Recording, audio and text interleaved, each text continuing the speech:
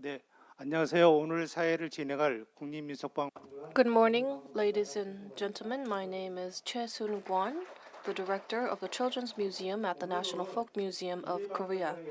Today, we would like to touch upon the title of the role of future children's museum, and we are going to have discussions about how to curate better and happier future of our children of the next generation, and we're going to spend all day together to have such discussion. The academic conference was first established in 2012, and this year marks its 12th anniversary. And this year also marks the 30th anniversary of the National Folk Museum of Korea as well.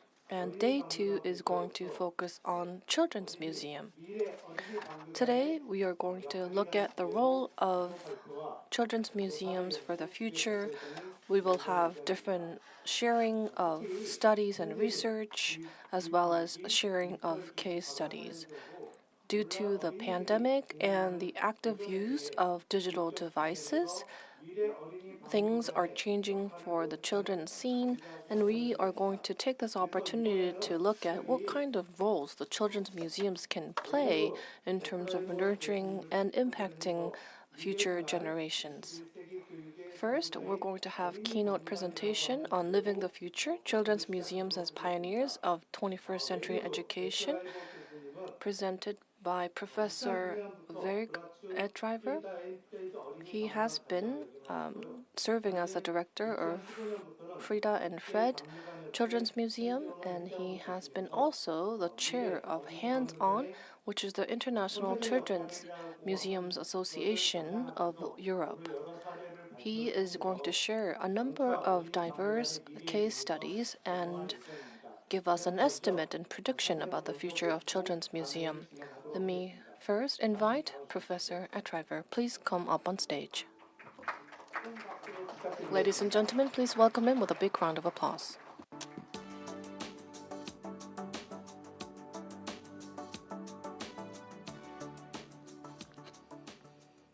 Thank you. Good morning. First of all, I would like to say thank you very much for inviting me to this wonderful conference here. Before diving right into my presentation, I would like to provide you with a quick overview of the content of my talk. First of all, I would like to talk a little bit about my work. Then I would like to talk about the 3 generations of Children's Museum, the development of the sector. Then I would like to show you the 8 characteristics of home of 21st century education and best practice examples, what we developed with Hands On International. And finally, I will maybe give an answer, will Children's Museum survive in the 21st century? As you already know, my name is Jörg Edriver. I am the director of the Children's Museum Frida and Fred in Graz since 2003. It was the time when the Children's Museum opened, when Graz was culture capital of Europe. In our Children's Museum, every year we create and showcase 2 interactive and play-based exhibitions for children between the age of 3 and 12. Additionally, we offer a laboratory which offers guided and in-depth exploration of the overall exhibition themes, and for younger children, an interactive science-based children's theater play created by our education team. We also have a permanent in-house children's theater, and where we host theater groups from all over the world, covering a wide range of themes. And over the years, we also have enlarged our portfolio with a fairy tale train. It's a fairy tale grotto train through the tunnel beneath the Castle Hill, during which everyone becomes an active part of a magical story with elements from various classical fairy tales. And in 2019, just before the pandemic, we opened a science center called COSA, Center of Science Activities. It's a science center for teenagers and adults where we offer interactive exhibits on the themes of technology and natural science, such as physics, medical analytics, mobility, coding, and so on. Visitors also have a unique opportunity to experience the world's first and only series of ER immersive learning games. With the help of ER classes, we are running there 40 ER classes at the same time. Analog exhibits are enhanced and combined with a digital world through augmented reality, providing visitors a unique mixed reality experience. And just 2 months ago, we opened the Salon Stolz. It's an intergenerational museum about music, which I will talk later when I will come to the best practice segment. So, and I'm also currently have the pleasure to be the president of Hands-On International Association of Children in Museums. Today, I would like to talk about the superpower of children-focused museums and how I think they can put this special power to good use in the future to benefit us all. Evidently, the Children's Museum movement has led to a large-scale rethinking and boost of innovation throughout museums and galleries. Today, basically every museum and gallery has a children's program of some kind. However, it is still important to distinguish between organizations that offer children-focused museum work and children programs like many classical museums offer. The key difference is that traditional institutions at their core usually work collection-based, where children-focused museums create exhibition based on the interest and needs of their target groups. Still, they may also use original objects to tell these stories, but as tools not displaying objects for their own sake. Also, education in children-focused museum is not a separate function, but interacted with all parts of the organizational body. Thanks to this very distinct focus, they have the possibility to tackle whichever topic they believe to be particularly relevant for their visitors. This allows them to quickly react and pick up recent developments and serve their audience whatever they actually need. And this is really a superpower, which holds great potential for the future role of museums in society. All over the world, children-focused museums are devoted to serve society by addressing burning issues and providing future-oriented learning spaces. Let's take a look at the generational model to see the overall development of the sector's role in and for the society. It is inspired and loosely based on the idea of Gail Lord and was developed further by the hands-on project team over the past years. So the first generation, it was hands-on, interactivity and play. The first generation of Children's Museum, which lasted from 1899 to 1980s, was tailored to the needs of the industrial economy. The industrial economy requires children to be compliant learners who follow set directions. Children's museums were focusing on playful teaching children how to adapt expected behavior and views. The second generation is now hands-on, minds-on. It's interactivity and play, plus knowledge and critical thinking.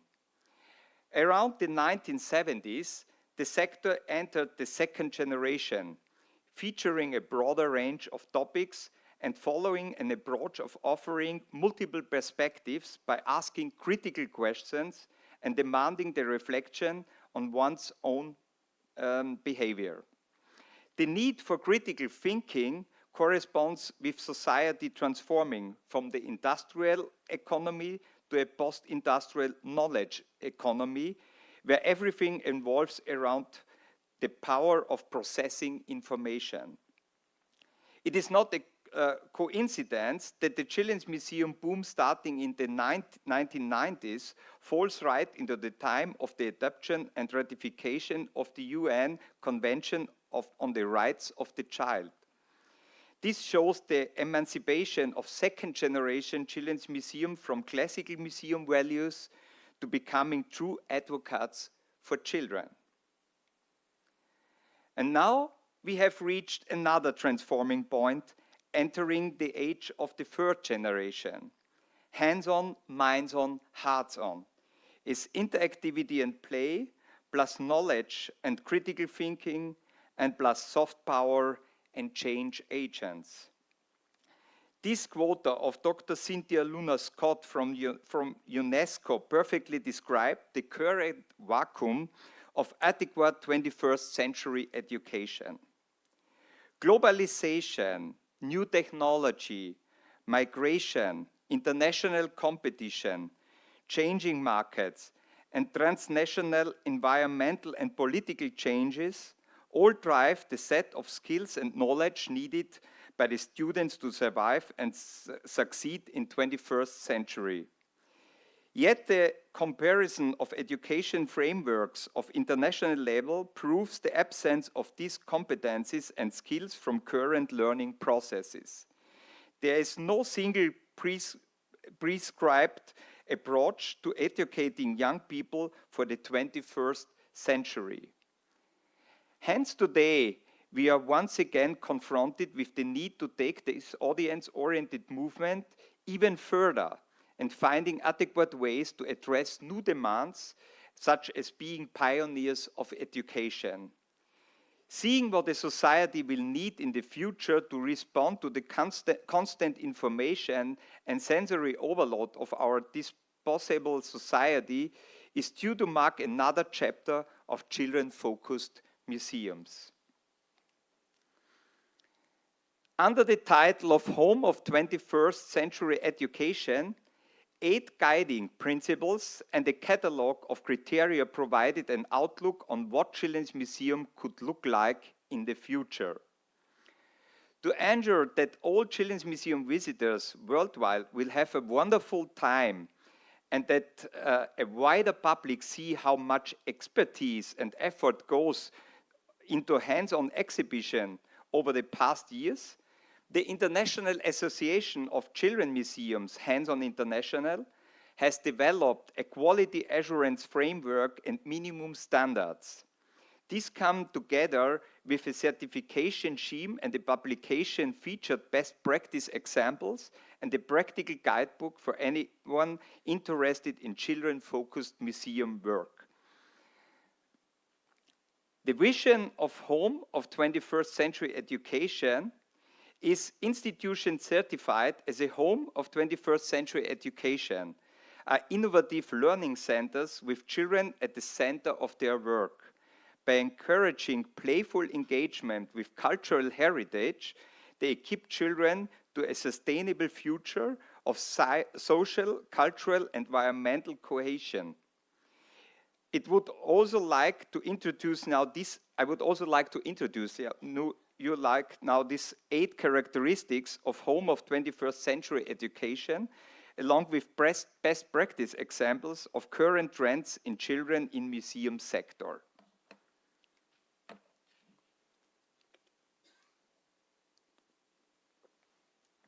So the first point is cultural gateways. We want to be locally relevant, easily accessible and comprehensive to all.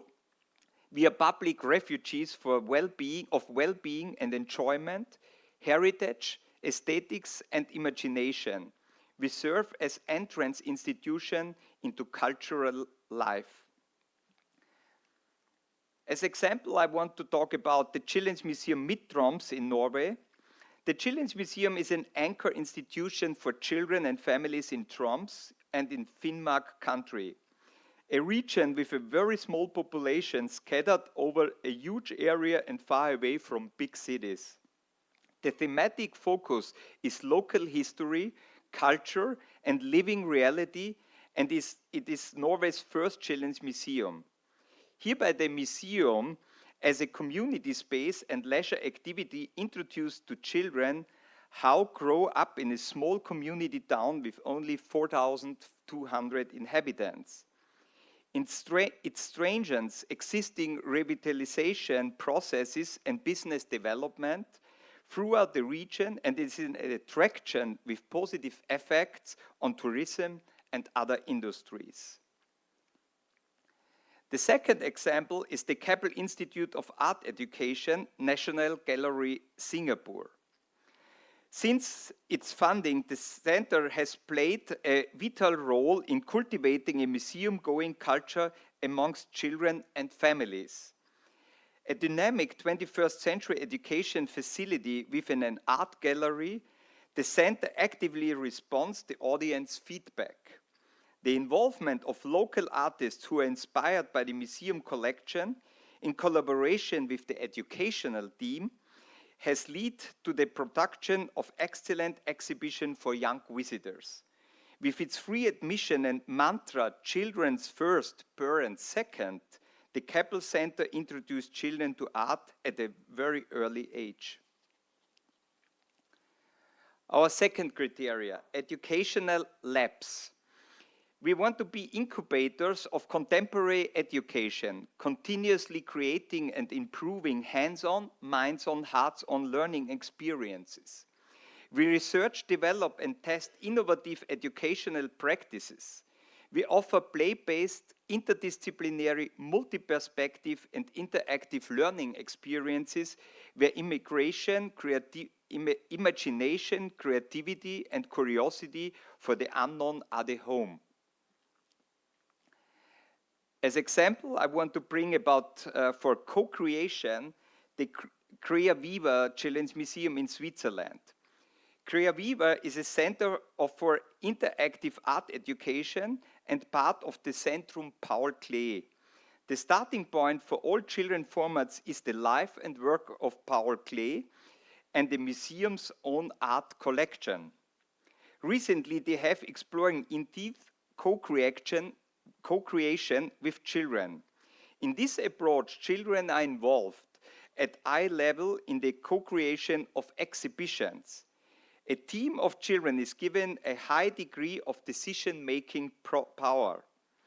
For the 22 summer exhibition, A Lumious Secret, Children Curate Clay, among other things, the theme, work, and presentation methods were chosen solely by children during a whole year of frequent meetings and workshops.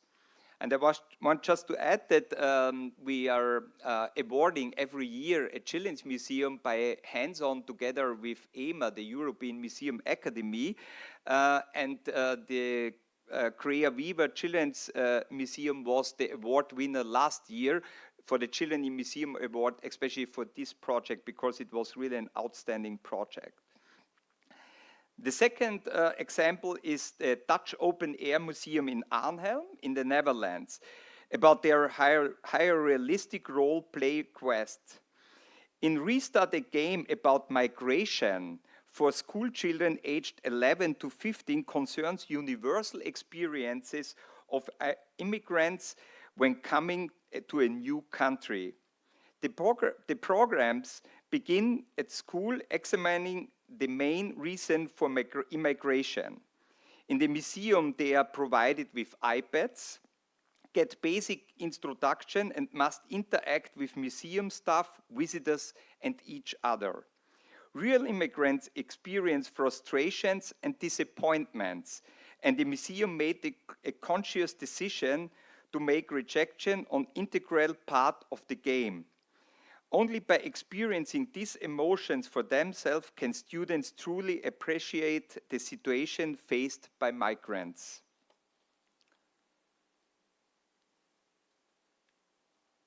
The third criteria, holistic education. We invite children to holistically develop their talents and skills in the form of meaningful experiences grounded in hands-on, minds-on, hearts-on principles. Therefore, I would like to talk about the Tropen Museum Junior in the Netherlands. The culture of a country comes alive through the recreation of buildings, streets, squares, and interior of different kinds, but most of all through the active participation of children and the involvement of mediators who are roots in the culture on exhibits, which adds to an authenticity of the experience. Children in turn take an active part in exhibition by performing a number of tasks. They interact with the mediators and with each other, dress up, dance, sing, learn how to cook. It was also one of our award winner many years ago. The second example is Sladovna Písek in the Czech Republic. The dramaturgy of Sladovna Písek revolves around the main program concept of the playful gallery. It combines the theme of book illustrations with play. Children and their caretakers leave their real world behind for a while and step into an immersive story. Together with the staff who serves as guides and storytellers, they experience a world brought to life by theater, artistic scenography, art and dance. Throughout their stay, visitors can actively experience their environment, discovery, create, but also practice social skills such as helping one another, make decisions, and be responsible for their own behavior.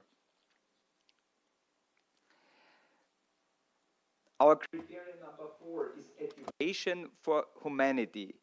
We empower our visitors to build healthy relationships between individuals, community, and society, and encourage children to become co-creators and change agents of society. The example is here one of the projects, Play Africa, in South Africa. Play Africa is located right inside the old fort of Constitution Hill, a former notorious prison complex where Nelson Mandela and Gandhi were imprisoned. The Children's Museum transformed a place of fear and oppression into a place of joyful discovery and play, teaching children about human rights and the democratic values of the Constitution as the cornerstones of society. Children are introduced to concepts such as equality, freedom, humanity, dignity, as well as democratic processes.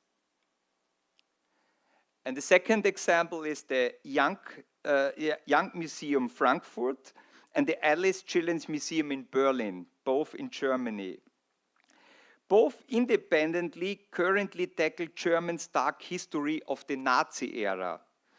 In Frankfurt, children are introduced to the theme by experiencing every day of children of that time, such as school and home life, but also childhood during wartime.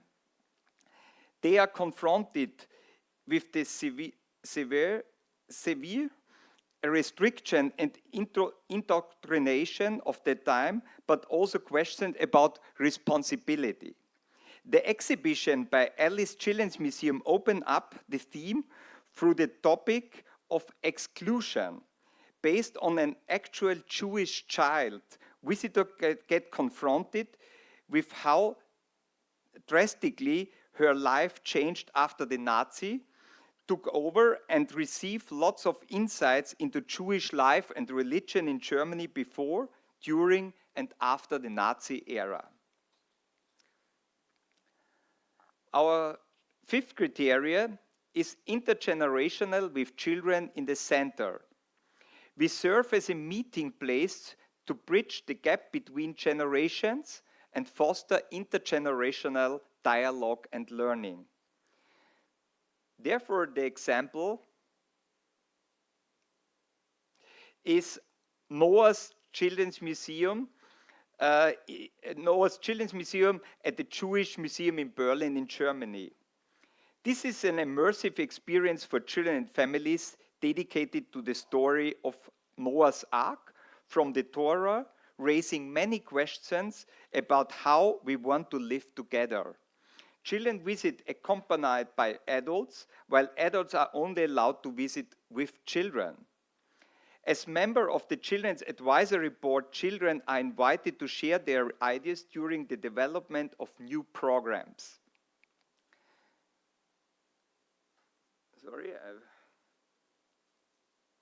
The museum focused on exploring values and ethical questions, and the story of Noah's Ark serves as a springboard for discussing global questions.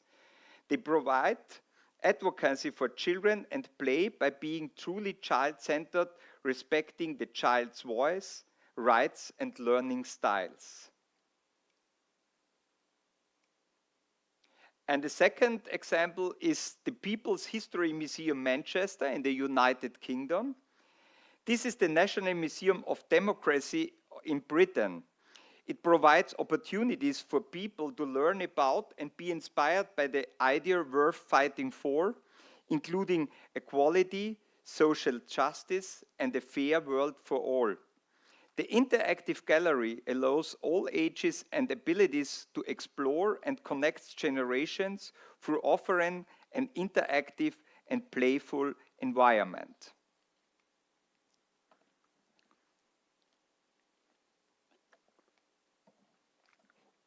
Category number 6 is polyphonic, participatory, and inclusive approach. We are a responsive, audience-focused institution where interactivity is at the heart of our visitors' experience. Social and cultural diversity is reflecting in our piece, in our people, program, products, promotion, place, partners, process, and prices. Therefore, I would like to talk, this is also one of my museums, it's the Salon Stolz, it had just opened 2 months ago. It's an interactive museum about the Austrian composer Robert Stolz, located at a home for the elderly, open to everyone. At the Salon Stolz, we want to welcome everyone. Therefore, we designed the whole museum to be easily accessible and barrier-free. A guidance system helps visitors to navigate Salon Stolz. We also provide information in Braille, tactile writing, sign language, and plain language. There are audio induction loops for people with hearing aids in all exhibition areas. Staff is trained to meet the needs of all visitors and support them accordingly throughout their stay. The website is also fully accessible and fully compatible with any reading aid, and also features information in sign language and easy language. And I just want to add here, for me it was also a wonderful experience because it's a place, like I already mentioned, where elderly people are living.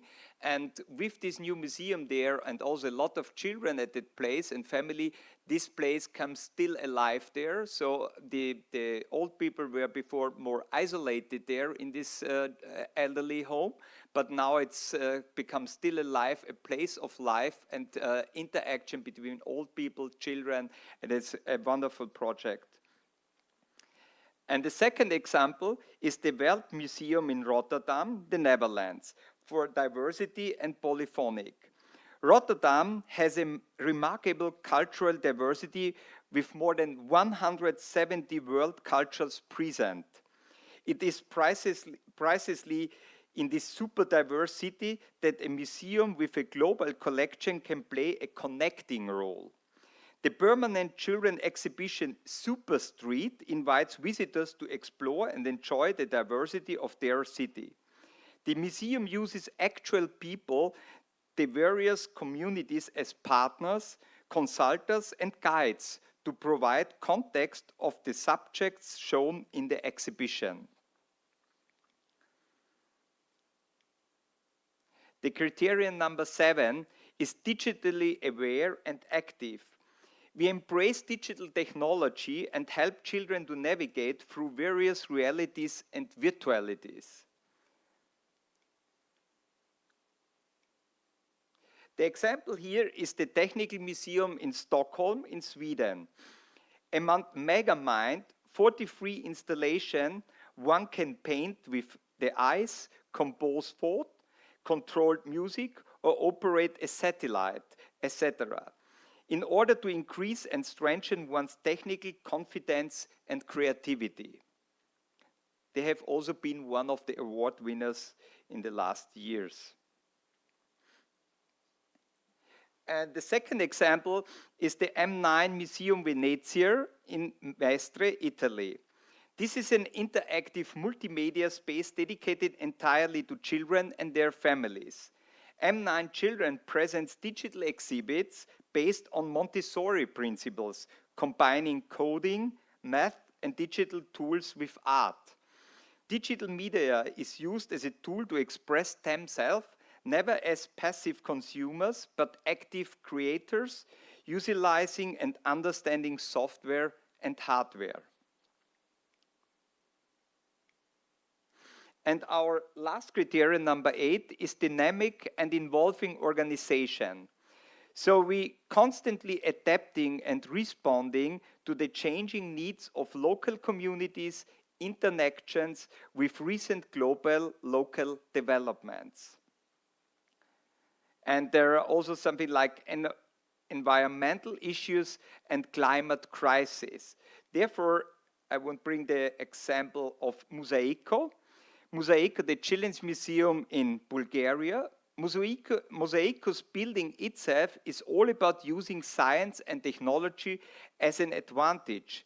It has a green roof, it generates its own electricity, collects rainwater, and heats with geothermal energy. And the second example is MUBA, the Children's Museum in Italy. MUBA has installed a Remida concept, a Remida center. This is one of 11 creative reuse centers worldwide that welcomes families to explore and experiment with company waste material. Remida recover from a network of 200 local companies about 20 tons per year of material destined for disposal, which is put back into circulation through projects and a distribution service to about 400 schools and associations. Thanks to a special agreement, the Remida Center is assimilated to a recycling platform that transforms waste into creative resource. And the last example here is Museum for Future, a global network of museum workers and museums to participate in coordinated action that put pressure on decision makers to enact the Paris Climate Agreement. This is not a distinct children-focused museum movement, but demand museums to take on social responsibility to ensure the prosperous future of next generation.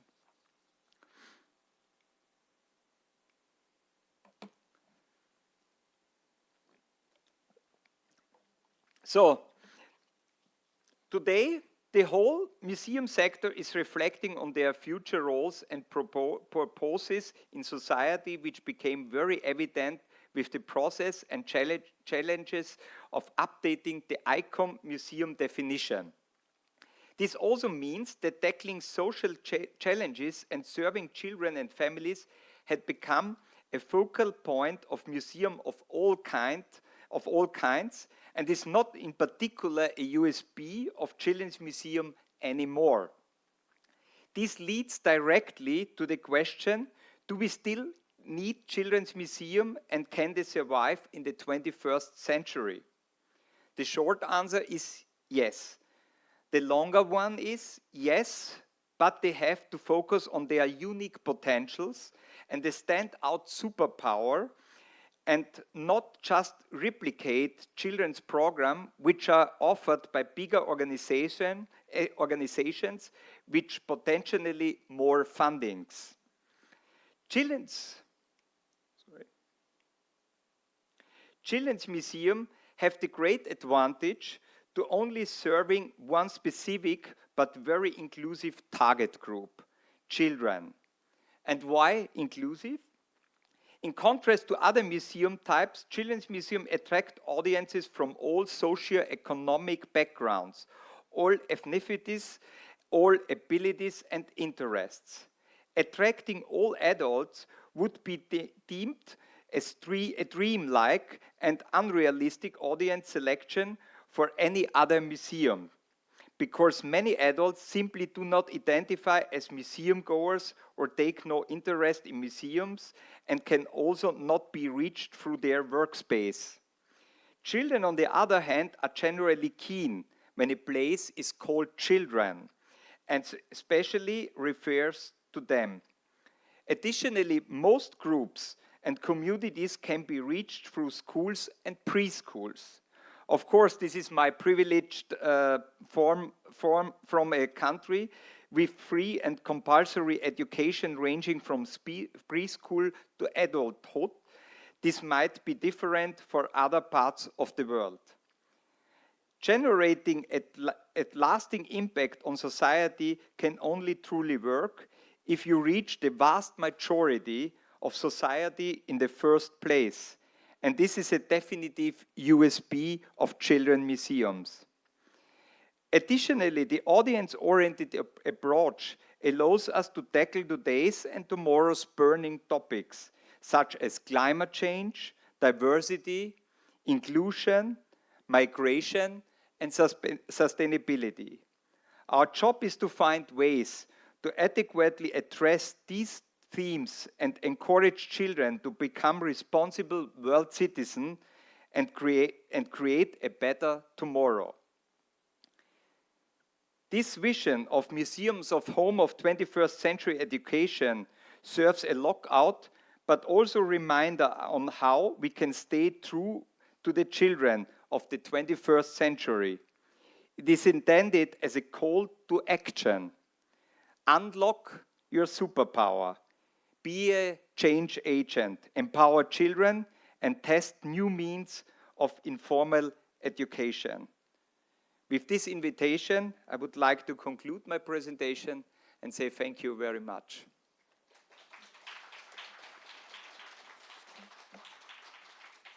네, 이상으로 선생님이 Thank you very much for that insightful presentation. Just to sum up, there are 8 characteristics and the trends of the Children Museum's best practice that were shared by him. And to be relevant and to be the center of the future education and to play the pioneer roles, the Children Museum should play further roles. And then I want to thank our speaker once again. Let's give him a big round of applause one more time. Thank you. Now, moving on to the next presentation from Seoul National University, would like to invite Professor Liu Se-man, and he's going to talk about the educational effects of the play experiences in Children's Museum. Let's welcome him with a big round of applause.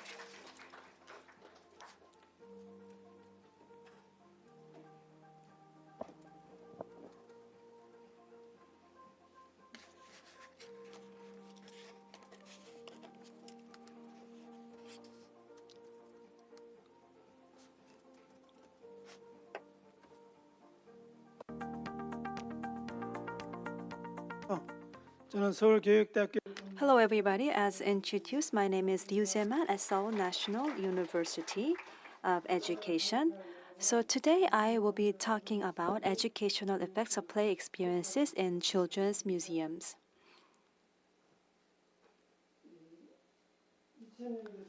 So in 2000, the number of the Children's Museum grew in quantity, and the number of users have also increasingly been on the rise. It is now becoming a hands-on experience spots for the children, and they are becoming very immersed and engrossed, getting the happiness and the enjoyment out of it. In the process, they're also getting the chance to learn and grow at the same time. And these hands-on experiences at the Children's Museum have certain elements and attributes which we will be looking into. And let's find further about the immersion aspects of it. And also I'll be sharing with some of the examples with you to give you an actual example so that we can dive into the insights out of it. So here you can look at this, and we have 47 children museums throughout the country. And what I think is important to look at is that in 2021 and now, the number of national, so state-owned, is actually on the rise. So you can see the quantitative growth of it, and it's an encouraging sign. And now let's talk about the play experience. Here you can see that it is a place for stimulating the curiosity and also give them the incentive to learn themselves. And with the exhibitions and programs, it actually does those roles. And it is a non-profit, and an educational center, as you can see in the definition. Now, there's a regular museum versus the children's museum. And the children's museum is different because it's focused on the audience and hands-on exhibitions, as well as educational tools, and also very hands-on and please touch sort of element is added to it. And because it is play experience, let's look at what other philosophers have looked at it and the way they have looked at it. For example, the Plato and the Kant and Nietzsche, and especially they said it was the best way to play is the best way to dealing with great tasks. And according to Kaiwa, there are two categories. One is paideia, the other is ludus. What paideia is what it means is a state of diversion, tumult, freedom, improvisation, and disorder. So it is a pleasure that comes from purposeful goal.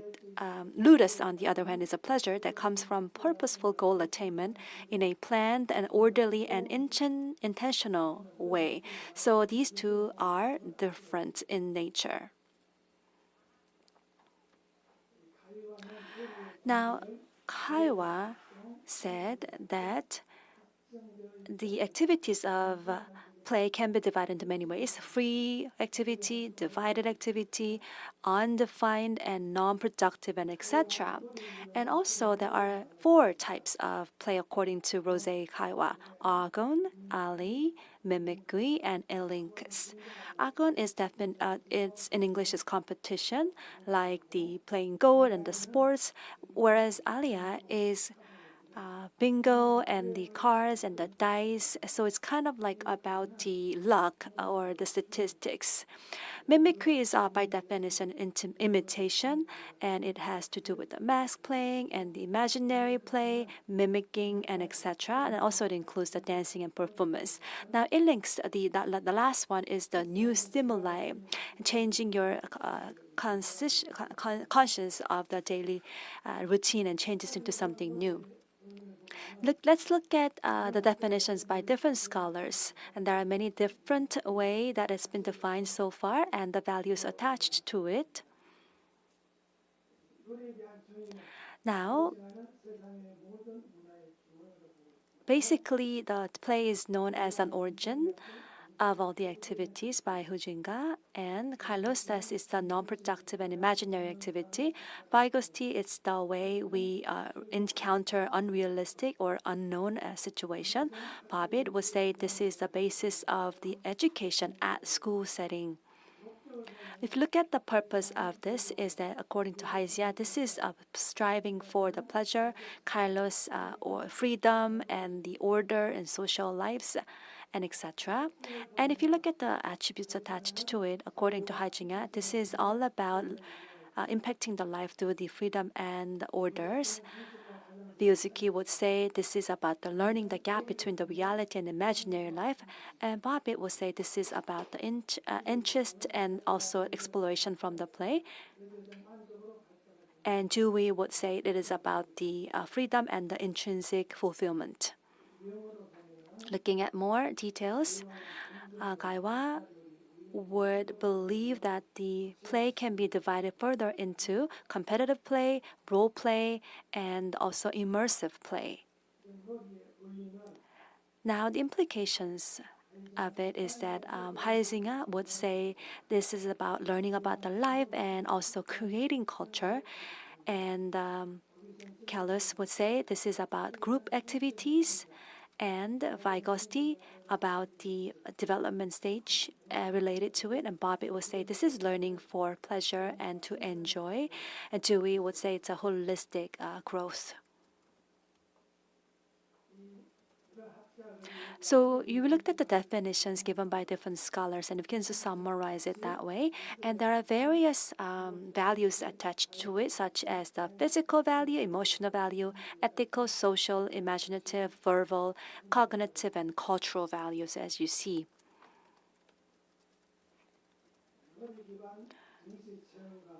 Let's now talk about the experience and the immersion of the play-based exhibitions. According to Zysek-Tinheil, this is about immersion is a state where you are actually forgetting about what's happening around, and it's a peak state where you can show your best potential. And if you look at more details, the learner has a clear objective and gets the immediate feedback, and in that interaction there is a problem solving, and this is the point where you get the immersion or immersive state, and it also gives them the internal fulfillment as well.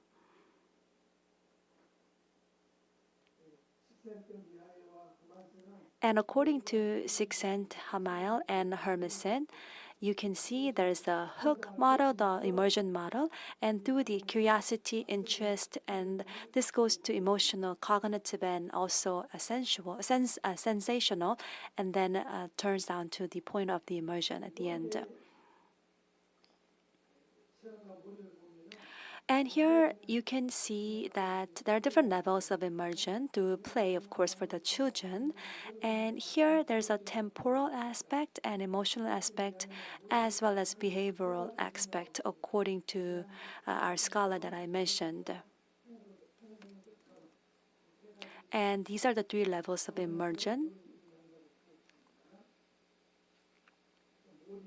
There are also types of immersion. There's a cognitive immersion, kinetic, realistic, thinking, cognitive, emotional, and there are 7 types of it, as you see, from the sensory to the emotional immersion.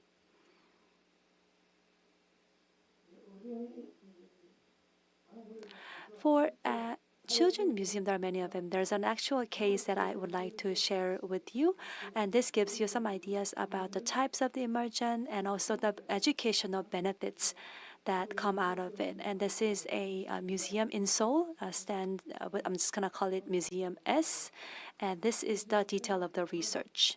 And by the themes of the exhibitions can be divided into that way. 9 of it is the emotional, planning, nature, art, space, and etc., etc. And also the educational benefits were divided, and the way we use as a methodology is that first, this analysis method was divided into primary values, which are the educational values of play that each exhibit represents, and secondary values, which are the educational value attributes that each exhibit includes. For each exhibit, we include 1 primary value and limited the number of secondary values to a minimum of 0 and a maximum of 2. First one is the attitude or the value of it, and here paideia versus ludus. We divided into that 2 categories. And in first and second grade, if you look at their textbooks, you can see that play is actually incorporated into this textbook. And one element of it is for the pleasure, which is the paideia nature. And if you look at some other parts of the textbook, there's also the ludus part of it, which is more about self-expression and the development as well. So that in that case, it'll be closer to the nature of ludus. These are the values of play, and I told you there are 8 values.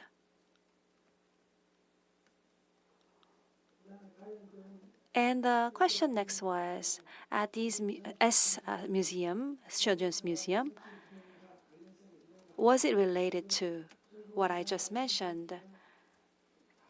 And we got down with all this list that was incorporated in our Korean textbooks at elementary school. And we looked at it from 3 different perspectives for the research. Just to give you some examples, there are 9 of the emotional or sense element of it, and you can see the dark highlighted parts that actually responds to it, and also there's a sound, a fun sound, or the activities. And for example, if you look at, for example, the fun sound, the parts that is highlighted is the physical part as well as some others. Now, Paideia has 10 of it, and Ludus 62 in total. And if you look at the primary value, body is 20 and cognitive is 25, which is the largest number. For the secondary value, also the physical 42, creative 11, and also cognitive as well. But there was a 16 of them that goes under emotional category.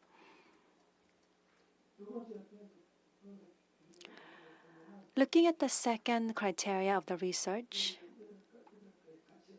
there are 8 values, if you remember, of the play, and the biggest portion was by the cognitive value, followed by creativity and physical.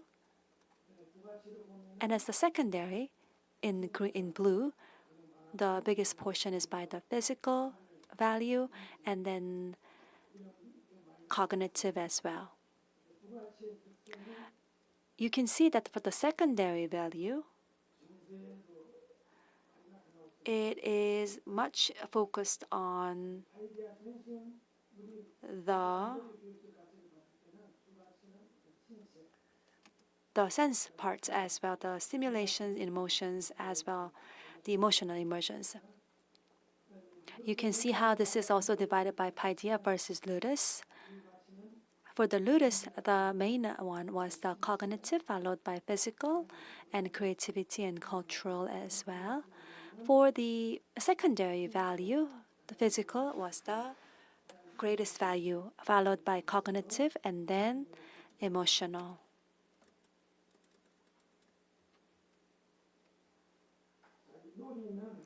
Now,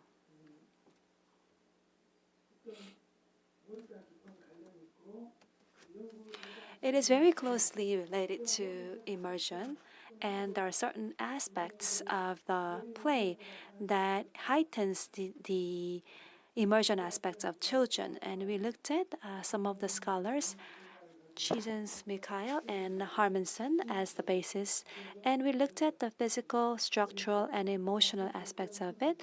Physical is, of course, physical activity, dynamic activities, and also for the structural, it is about the cognitive structure, which is about the clear goals and the challenges, and also rule-based games like Ludus. And emotional is the fun part of it, the pleasure part of it, which really lean towards the Paideia. So 3 aspects were looked into for this research. We saw that as a result, our research showed that the structural aspects was the largest portion of it, followed by emotional, then the physical attributes. And you can see that dancing art, for example, it's number 6. The first factor is physical and emotional. If you look at 31, which is the creative workshop, then you can see that it falls into structural and emotional. To deep dive into this, we also found 2 our second immersion factors, and here we looked at other advanced research done by other researchers, and we also subcategorize it. And under the contents part of it is a clear goal, logical process, explorative structure, storytelling, problem solving, and etc. That is the part of the first box. Second box is the activity. This is about the dynamic work, the sports or activity, and also at the very last part, which is about the setting, is an interactive part, which also includes the immediate feedback or interactive communication and many others. And the result of our research shows that The constructive manipulation was the largest portion, followed by clear goal and interactivity, explosive structure, and others that you can see in the graph.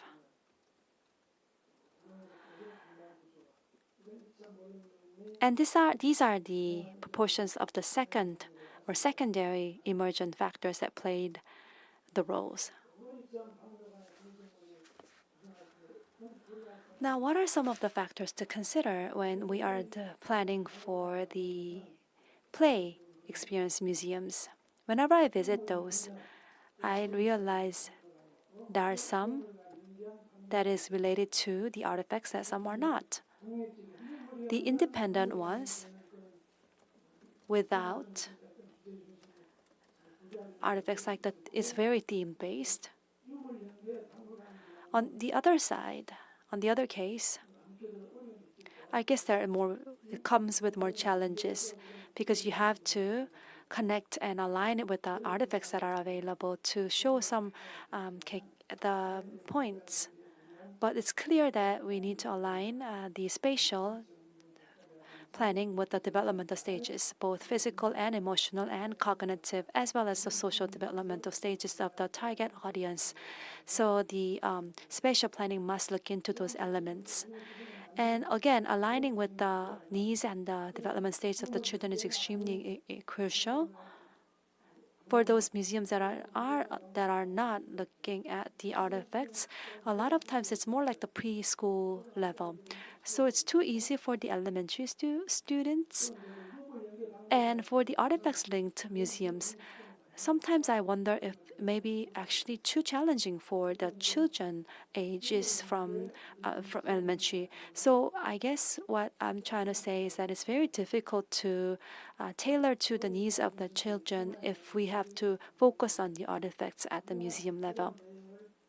Also, another thing that I want to point out is that trying to show too many is actually not a very good idea. We have very limited space in Korea actually, and in that, if you want to show all sorts of and different assortments of exhibitions, that's actually not a very good idea. It's best to focus on certain themes. That is my personal opinion. And the fourth point is that we need to plan exhibitions based on the Paideia versus Ludus. What I'm trying to say is that if you focus too much on the Paideia aspect, which is about learning, then it gets too concentrated in that part. Therefore, we need to balance it with the pleasure part, which is by the Ludus. And also, the other part that I would like to mention is that the models of the exhibitions for children's is also most of the times it's character based, and in other cases as well I see most of them are character. I'm not sure if the characters are necessary. Why not real life artifacts? Because characters aren't in its full rendition of what really happened. And at the museum, at least, especially if it's an artifact museum, we might want to use the actual mock-ups instead of characters. Last one is that at a museum also we need to have like an introduction and the main activity and the conclusion of it, so they can have an understanding of what is going on and where they can first engage themselves in that period of time. Maybe for the introduction we can have a short video and then various activities as the main one, and at the end I think it will be a nice touch to have a sort of a closure, a conclusion where they can have a moment of reflections of what they just looked into, what they experienced at this setting. It could be a video format, it could be something else, so that they can be reminded themselves of what they looked at and then maybe have a plan for the next step. Maybe they can come back later. So nice to have this three divided, spaces, and also the separations from the introduction, main activities, and the final activity.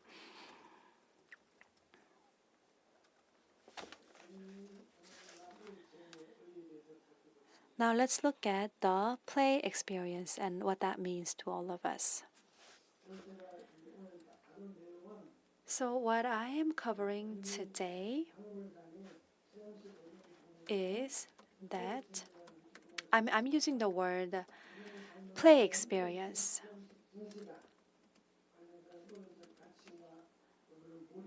And there are elements of the emergence which I looked at, and also looked at how this is being actually expressed in museum. And these are some of the implications that I would like to share with you. Number one,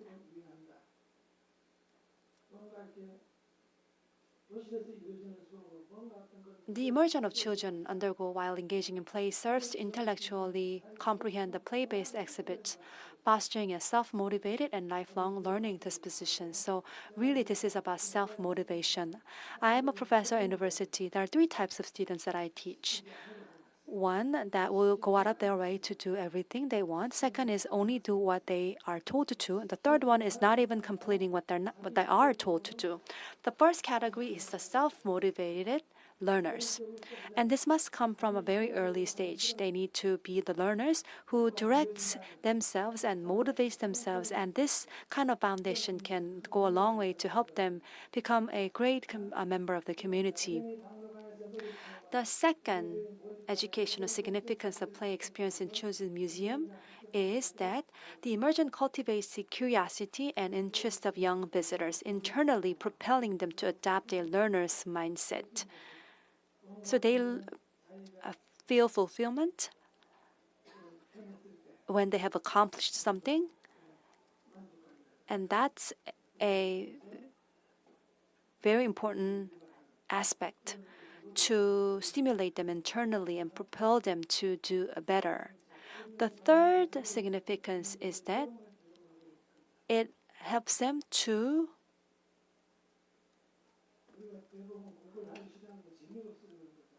learn. Usually we don't want to study because it's no fun.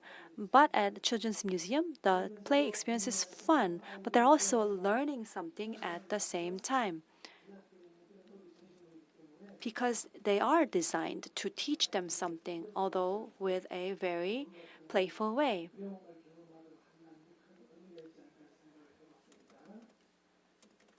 And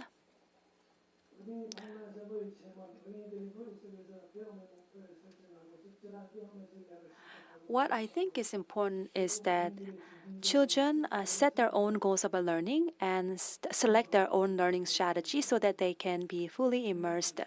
The fourth significance is that play experience in Children's Museum allow children to experience internal rewards. When children encounter play tasks that are set at the right level, they are more willing to take on challenges and actively engage in play, and they experience inner joy such as a sense of accomplishment and also confidence. That's the internal happiness that I'm talking about. Again, they take on the challenges and learn to find the happiness and also become extremely confident in their own ability. That is the internal reward. So this internal reward, or this is extremely critical to the self-motivation that I mentioned. You have to have a self-esteem, high self-esteem, to be self-confident. So the fifth one was about the internal reward. Now, the fifth one is now the play experience in Children's Museum allow children to interact with other peers in the process of experiencing play-based exhibits. This could be with the friends and the staff and the parents, which help them develop their relationship and communication skills as well. They're not alone at the Children's Museum. They're surrounded and are interacting with other people in the same space, and there are rules and the promise that must be followed, and also have to interact with other people, communicating with them, and with the parents as well, and also with the friends. In order for them to interact, they have to share their thoughts and also understand that the thoughts can also be different, and yet they have to be able to express their ideas. So communication skills also can be fostered in that process. Now, as closing thoughts, I would say that this is the best place for the learning to take place for children. And the museum, of course, will have the special design according to that goal for the children to fully be able to take advantage and utilize the space. Now, also, it allows the 5 different senses of the children to get into and learn from the exhibits so they can be very proactive and have that internal curiosity and interest to be triggered and stimulated. And this can lead to a natural way of learning and getting the education elements of it. And this can be a development and the growth of the children because it comes from the immersion aspects of it.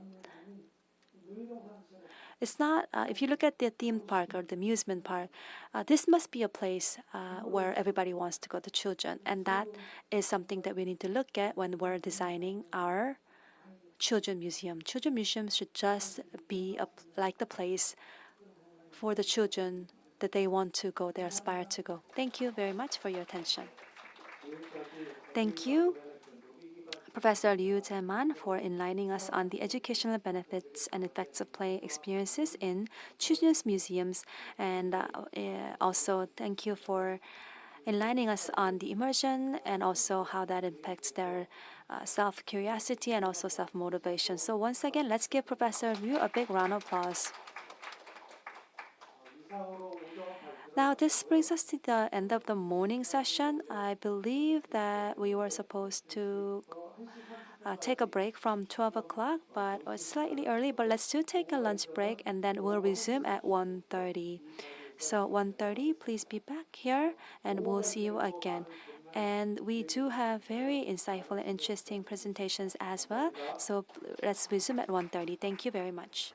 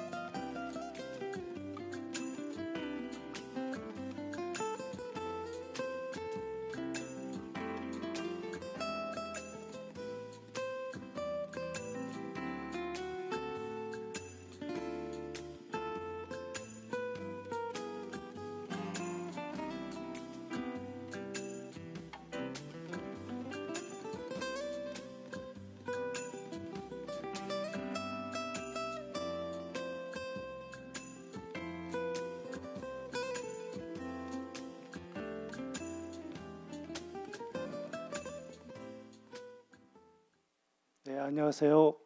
오전 일정에 이어서 오후 발표를 시작하도록 하겠습니다. 점심 식사는 맛있게 드셨는지요?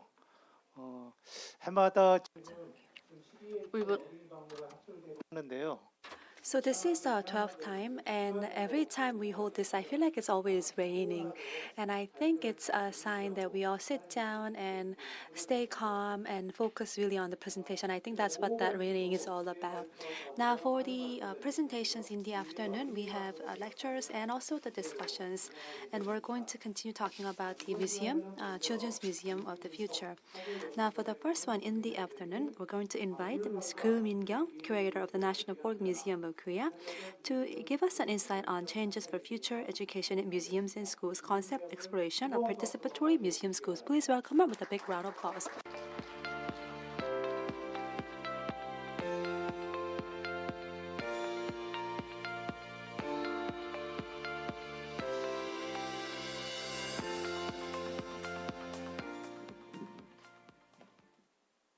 안녕하세요. Good afternoon. My name is Koo Min-kyung, as introduced, curator at the National Folk Museum of Korea. Today, I would like to talk about changes for future education in museums and schools, and more specifically, concept exploration of participatory museum schools. I feel personally very honored to be able to speak to the audience. Recently, I received my degree. I believe that is why it led to this precious opportunity. I'm going to briefly talk about what my paper was, and because I had to come up with a condensed version of my paper, it could be a little bit boring. However, I hope that my findings and my research would contribute to your future research works.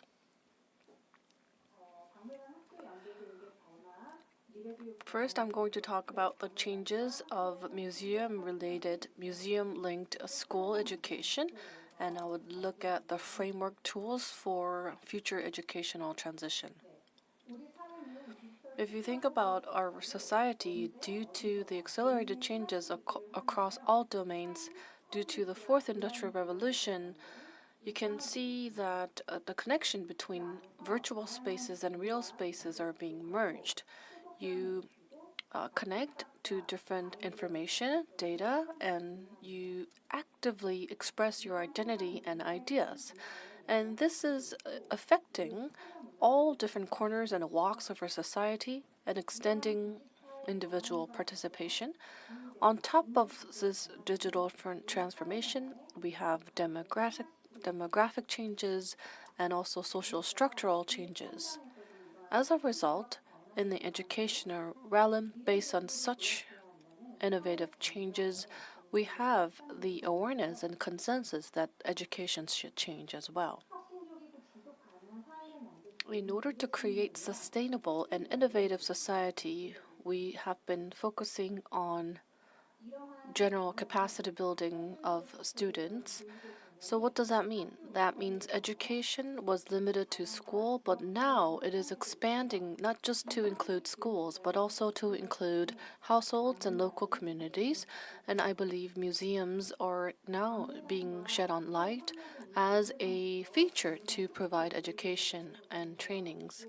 We have been carrying out multiple educational programs and opportunities in collaboration with school. And I believe this particular change can be tracked by looking at how research trends to look at school-linked museum education has been folded out. If you look at 156 school and museum-linked education-based research,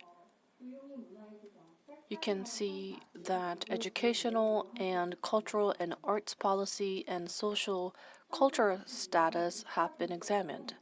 Number one, in 1992, according to the new educational curriculum revision, the sixth educational curriculum came up with a leeway time for school. And you can see that multiple studies and papers were published to focus on museum and school-linked education. It included field studies and museum exhibitions, and how museum visits could supplement curricular programs at schools, and how leeway time could be spent in museums, and how we can better utilize data and materials provided at museums.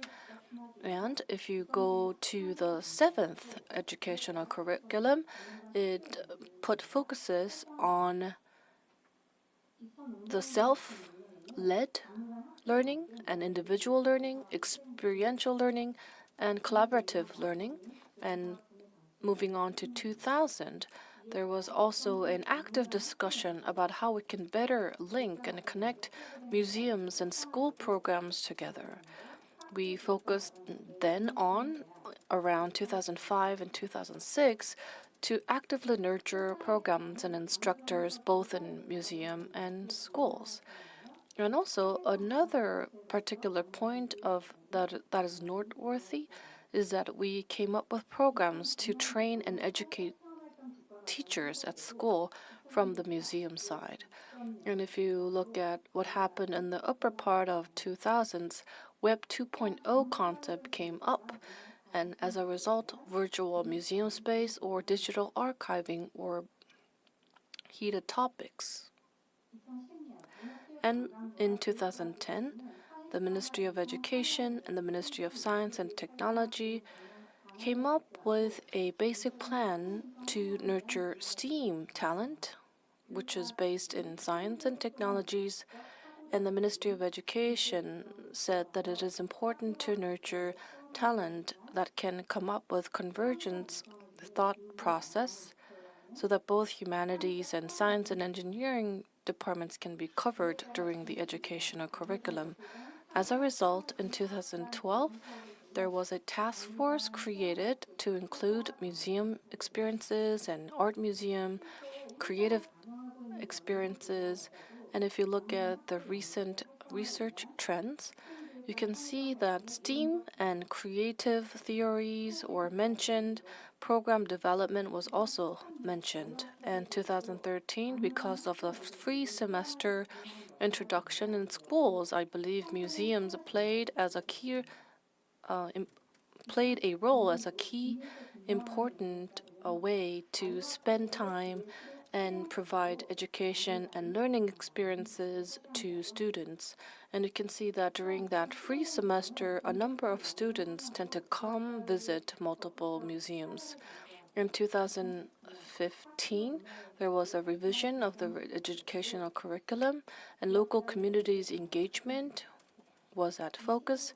In 2019, there was also a continuation of linking with local community when it comes to school, cultural, arts, education as a mid and long-term plan, and also decentralization and local community building have been continued to be an important topic in terms of education and revision of the existing educational curriculum revision. And as 2020 COVID pandemic broke out, virtual space or virtual experience in museums were quite important. So we basically went over what had happened in the recent years, and I'm sure as I pointed out what was the focus of the education in the past, you were reminded of what had happened in those specific times. Of course, as a person who's been engaging in this field, I remember how all of a sudden STEAM became a very important topic for museum-based or school-based learning opportunities. So depending on the rapid changes that happen in society, museum school-linked education also follows suit. So in summary, if you think about the demand in changes between school and museum-based learning, I can come up with 4 different conclusions. Number 1, the relationship between museums and school have changed. Museums played a complementary role in the past, whereas now it is serving as a platform for local community learning and experience.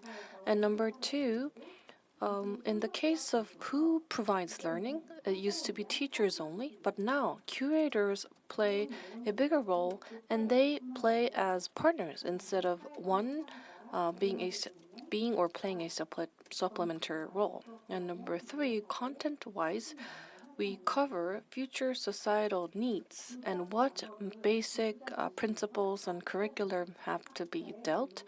And number four, in the case of learning methodologies, instead of focusing on instructor's perspective, we now turn and shift the focus to the ones who receive learning.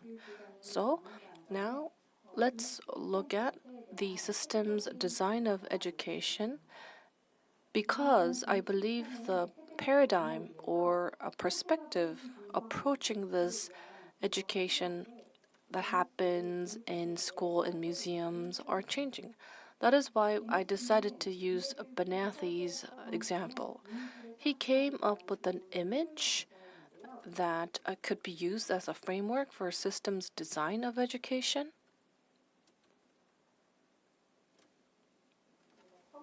Sorry, this is my first time presenting. Please bear with me.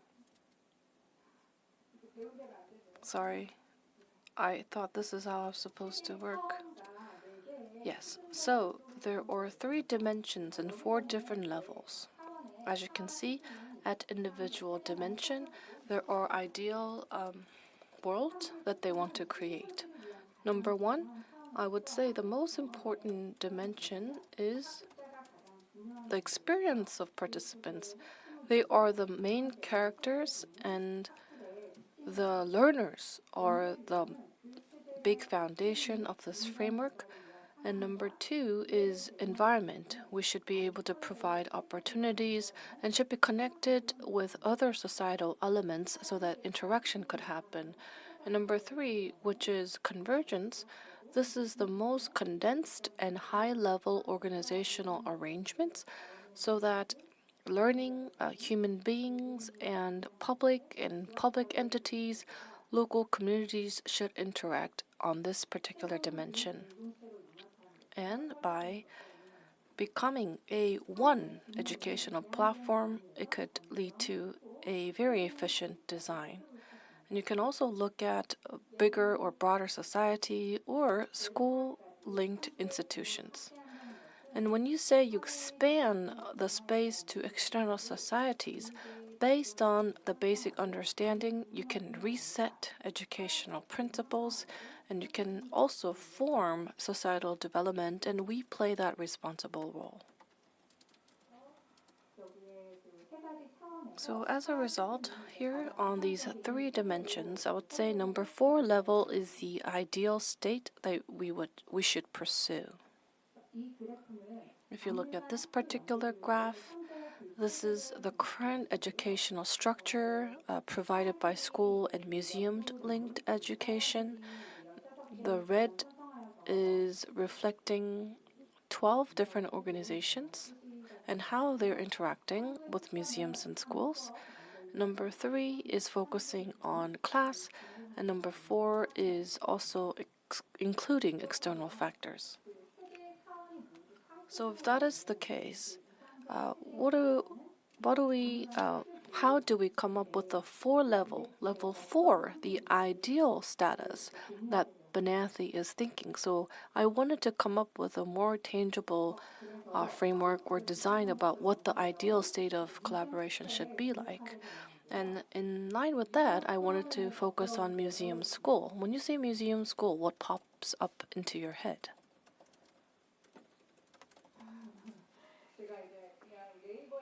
Yeah, if you type in museum school on Naver, then what you will see is some of the vendors or the third-party organizations that will bring students into a particular museum. And then when I said museum school, one of the teachers I know said, "Oh, it sounds so exciting," and just the name itself makes me expect so much and look forward to that education. So now let me show you what museum school is. It's a type of charter school. So it's a type of school.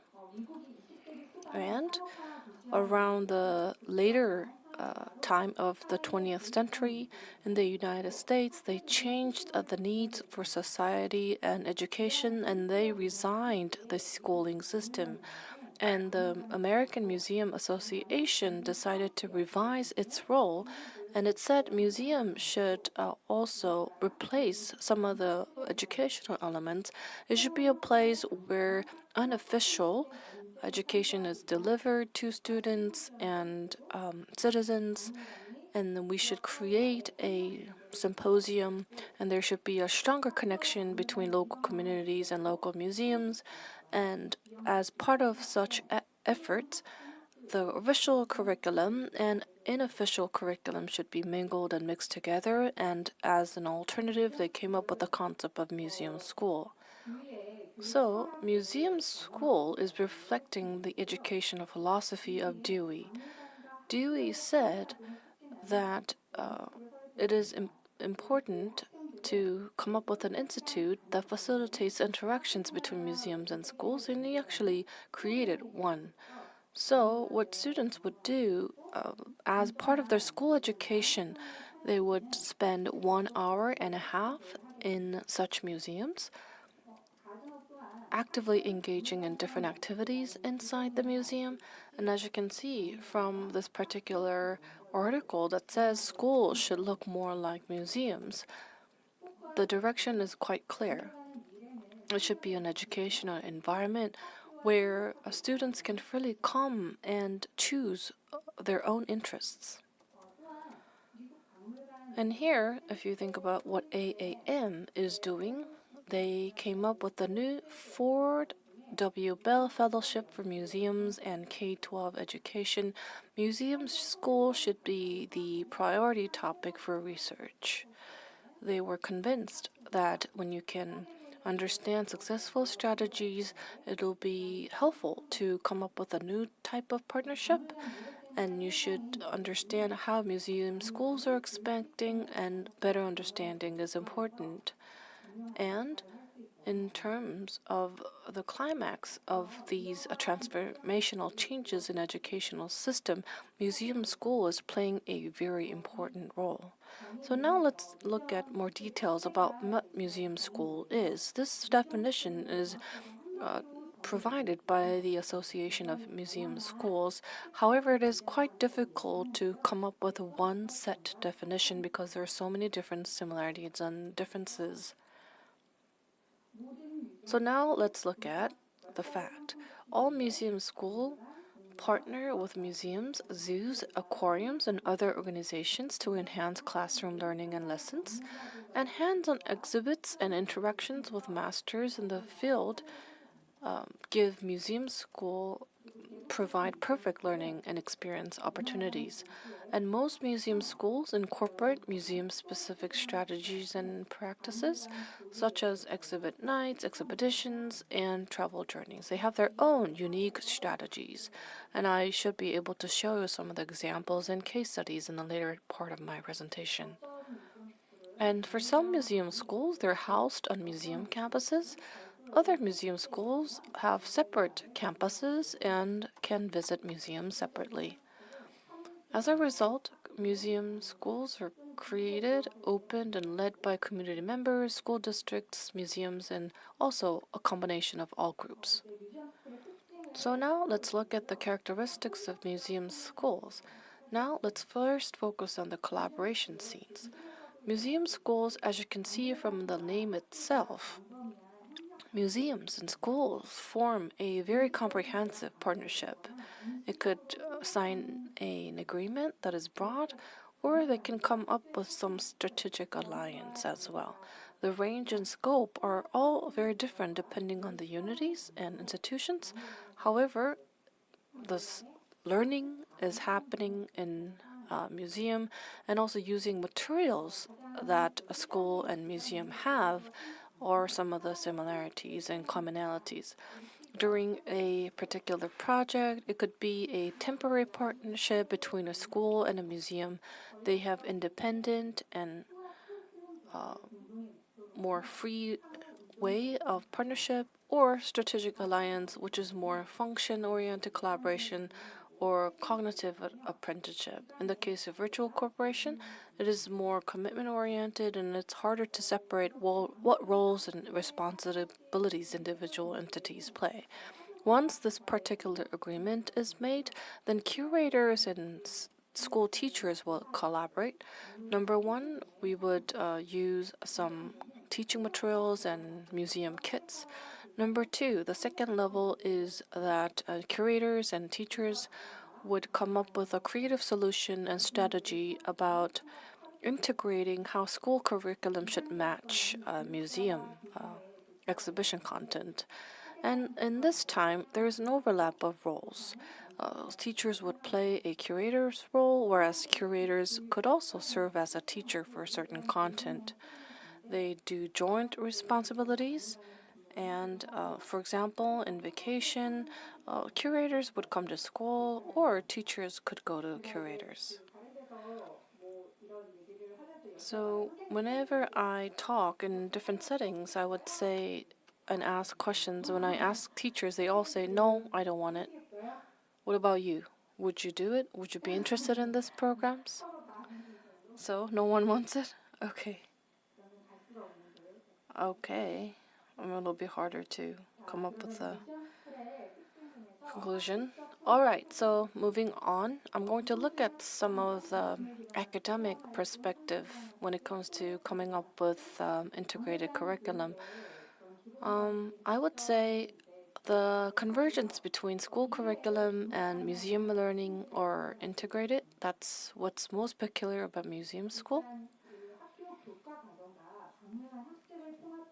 By combining school curriculum and museum content, museum schools can come up with a basic framework.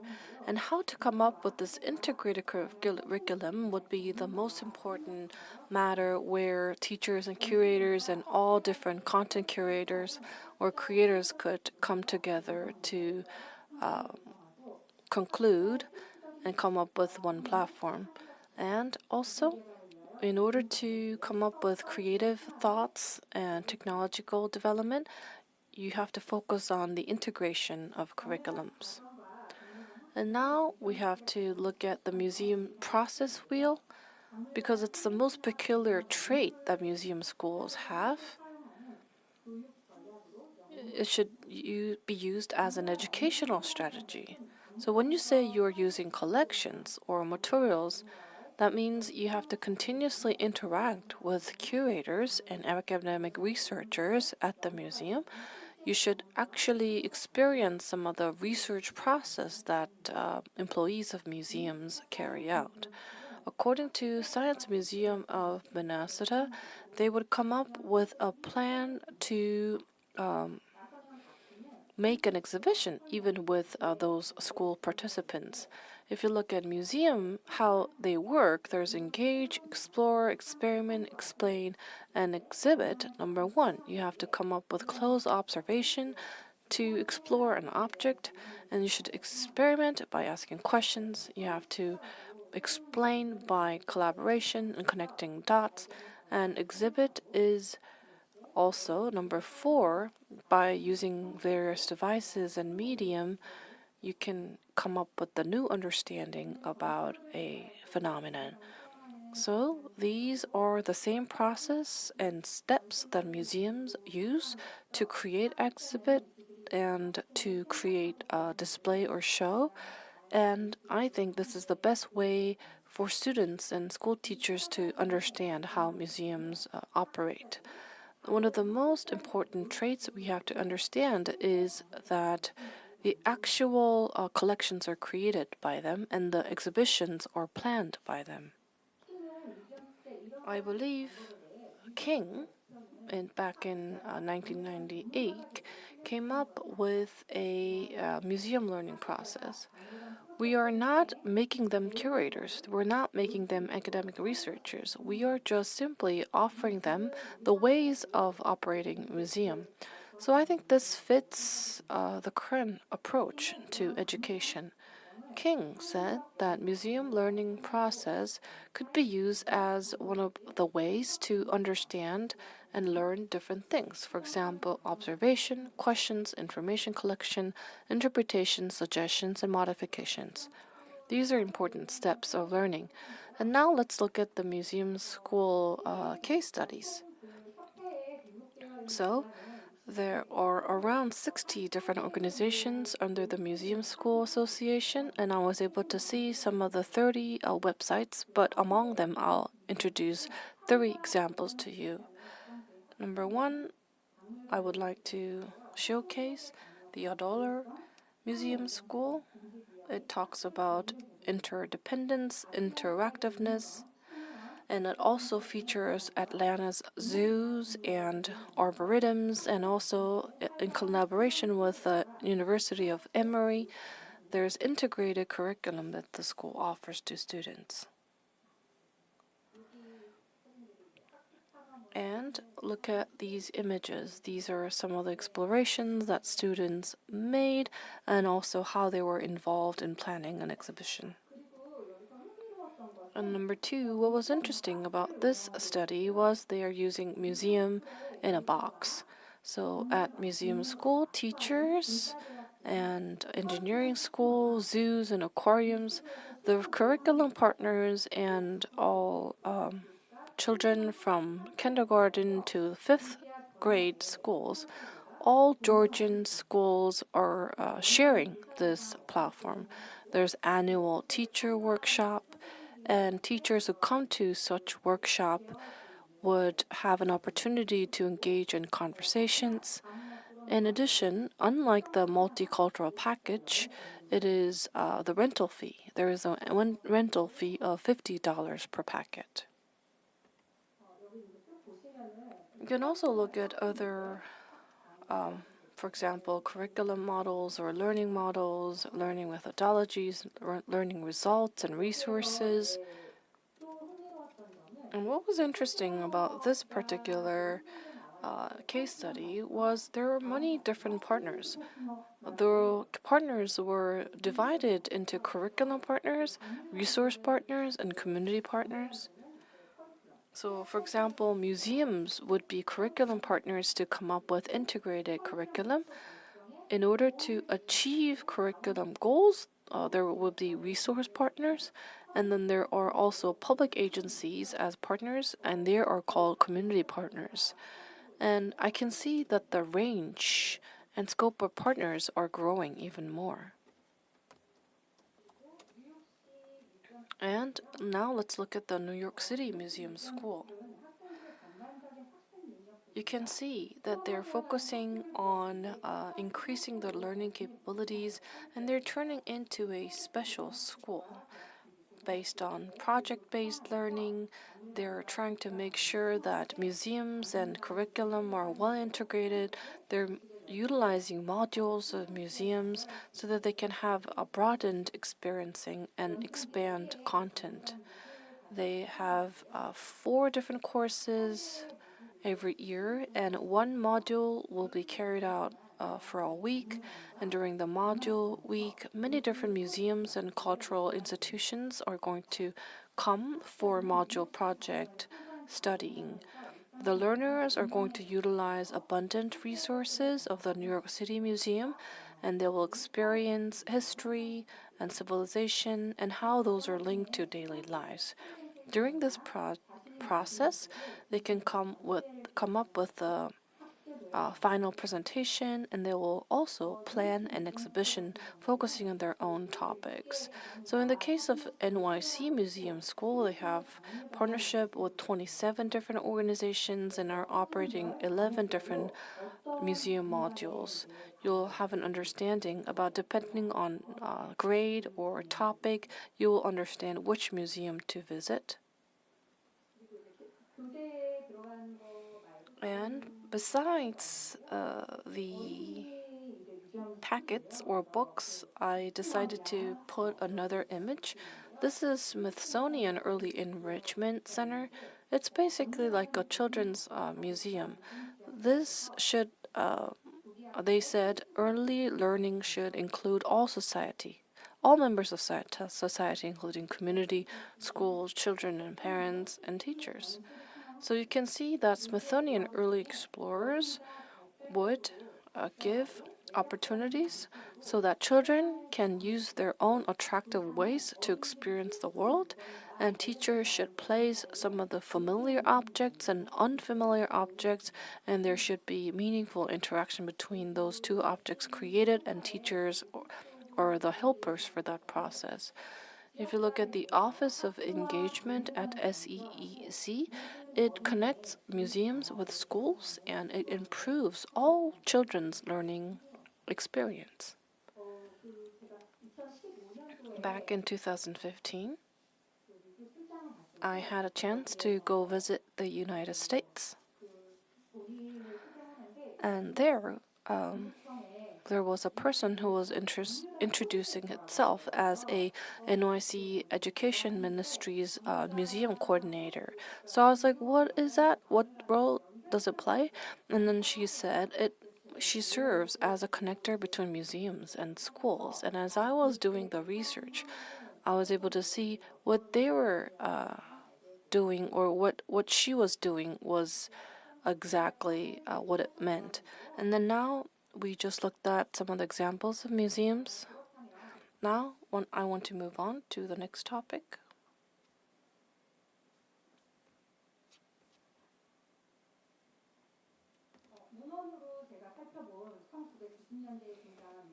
You can see the emergence of museum schools that started rising back in the 1990s, and I can see already changes are happening from the role of museum schools. Partnership is changing, and the roles are changing, and we need to look at how engaging culture is going to look at the engaging museum schools, and I want to come up with a new suggestion about what roles they should play. How are we going to change the existing museum schools to the participatory museum schools? We first have to understand the future needs and demands as 21st century leaders, and they have to understand how to express, how to collaborate, how to be on this virtual learning cycle, how they can contribute to social experimentation and enhancement of different issues. As you can see, I am suggesting it should be becoming participatory museum schools, and the scope of engagement is larger. And also, if you look at the content for education, it shouldn't be just integrated learning. It should be as a person who can participate and engage in different aspects of society. Sustainability engagement is important because it gives them an opportunity to come up with critical way of thinking and identify what issues they're going to be advocating in the future. Students should understand how to regulate their own thoughts and sentiments and actions. They should know how to collaborate with other people and team members, and I think these are essential requirements as a 21st century citizen. And moving on, the new media literacy is important because it's not just for individual capability building, it is focusing on how you're going to interact with other members of society. Sorry, I know that I only have 10 minutes, so I'm rushing through. If you look at the ideal framework analysis, I came up with 4 different elements to focus. Number 1 is educational experience. Number 2 is digital technology. Number 3 is connecting with external society. Number 4 is convergence. And of course, there are details for all 4 elements. So this is the framework for participatory museum schools. Let's take a look at it. In the digital technology environment, we have to focus on the experience of the learners and provide necessary input. When museums and schools and students are all connected together, it should be pan-Earth community, and it should also be the joint educational community. We should make sure that educational content should include what is required in the 21st century and contribute to building an educational community. If you look at the framework, of course, there's A, B, C, and multiple bullet points. The reason why I put tags is because these are connected to participatory museum school and Benathi's framework and ideology, but you don't have to go that deep, to be honest. So now let's look at how these participatory museum schools are going to be operated. There should be a joint, collaborative, integrated curriculum. Teachers, museum operators, and curators come up with a curriculum that could contribute to 21st century society building, and teachers are going to work as facilitators. They should encourage interaction and communication between different participants. By doing so, you can come up with the educational community which allows participants to actively engage in societal problem solving. And you can look at what issues and questions are there, and you should be able to collect data to solve such problems. You will synthesize different data points and should come up with a final conclusion by arranging different collected data points. It'll be spreading to multiple stakeholders, not just to teachers, but also other members of society, and you'll have an opportunity to get unofficial feedback and comments about your work. And the result of the learning can be reproduced and redistributed. Last but not least, I would like to share with you to add some of the legitimacy of my study. I actually got review from Dr. Catherine Kelba. She is the Museum School of Avondale Estates Executive Director and also the National Association of Museum Schools Executive Director. So what she gave as a total review or holistic review was that it actively grasps the uniqueness of museum school partnership, and it is also adding growth and expansion of museum-based learning, and this could be a very successful tool to back and buttress successful operation of learning. Because I'm running out of time, I'll be very brief.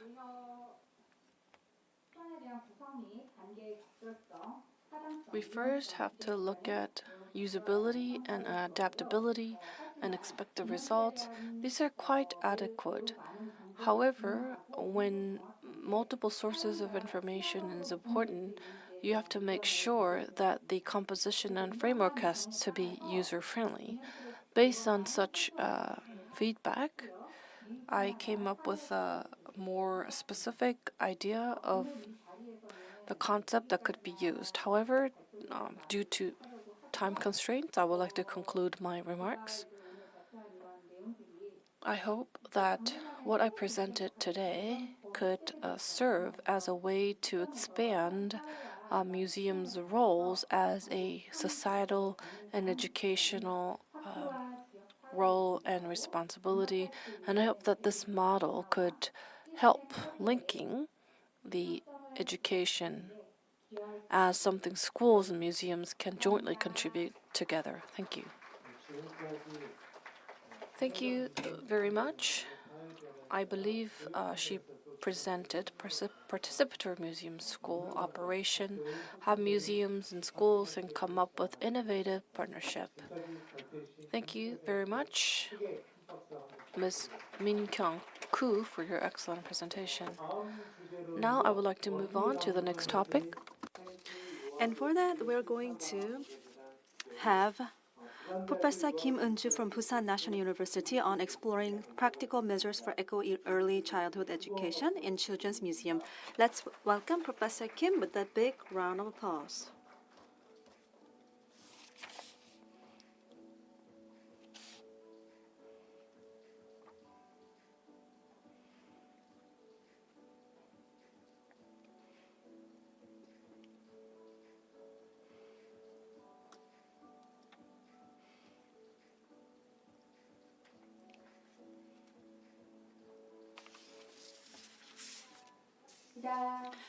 Hello, everyone. As introduced, my name is Kim Eun-ju from Busan National University. So standing here in front of you, I am overwhelmed and also very excited to deliver a talk. As a professor at a education department, I meet a lot of people in the same discipline, parents of the children as well. But meeting people in the museum discipline, it's actually quite a novel experience. Oh, I see you.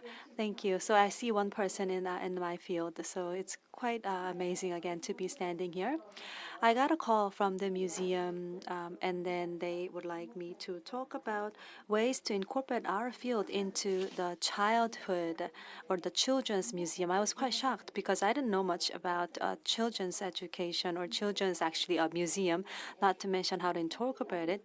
But I guess what I would do here is to tell you about the eco early childhood education, because the eco aspect of the early childhood education is quite a trend nowadays, and I think my input here could be of help to many of you, hopefully, and that is the background of where I am coming from. So as you can see, I will be talking about exploring practical measures for eco early child education in Children's Museum. I'll be talking about the history and some of the key concepts, and I do have some video clips. I don't want to bore you, so the exciting video clips will also get you some excited. And I think there are certain practical measures that I would like to suggest. So that's going to be the gist of my talk. Now, I'm not sure how many of you are familiar with the eco early child education.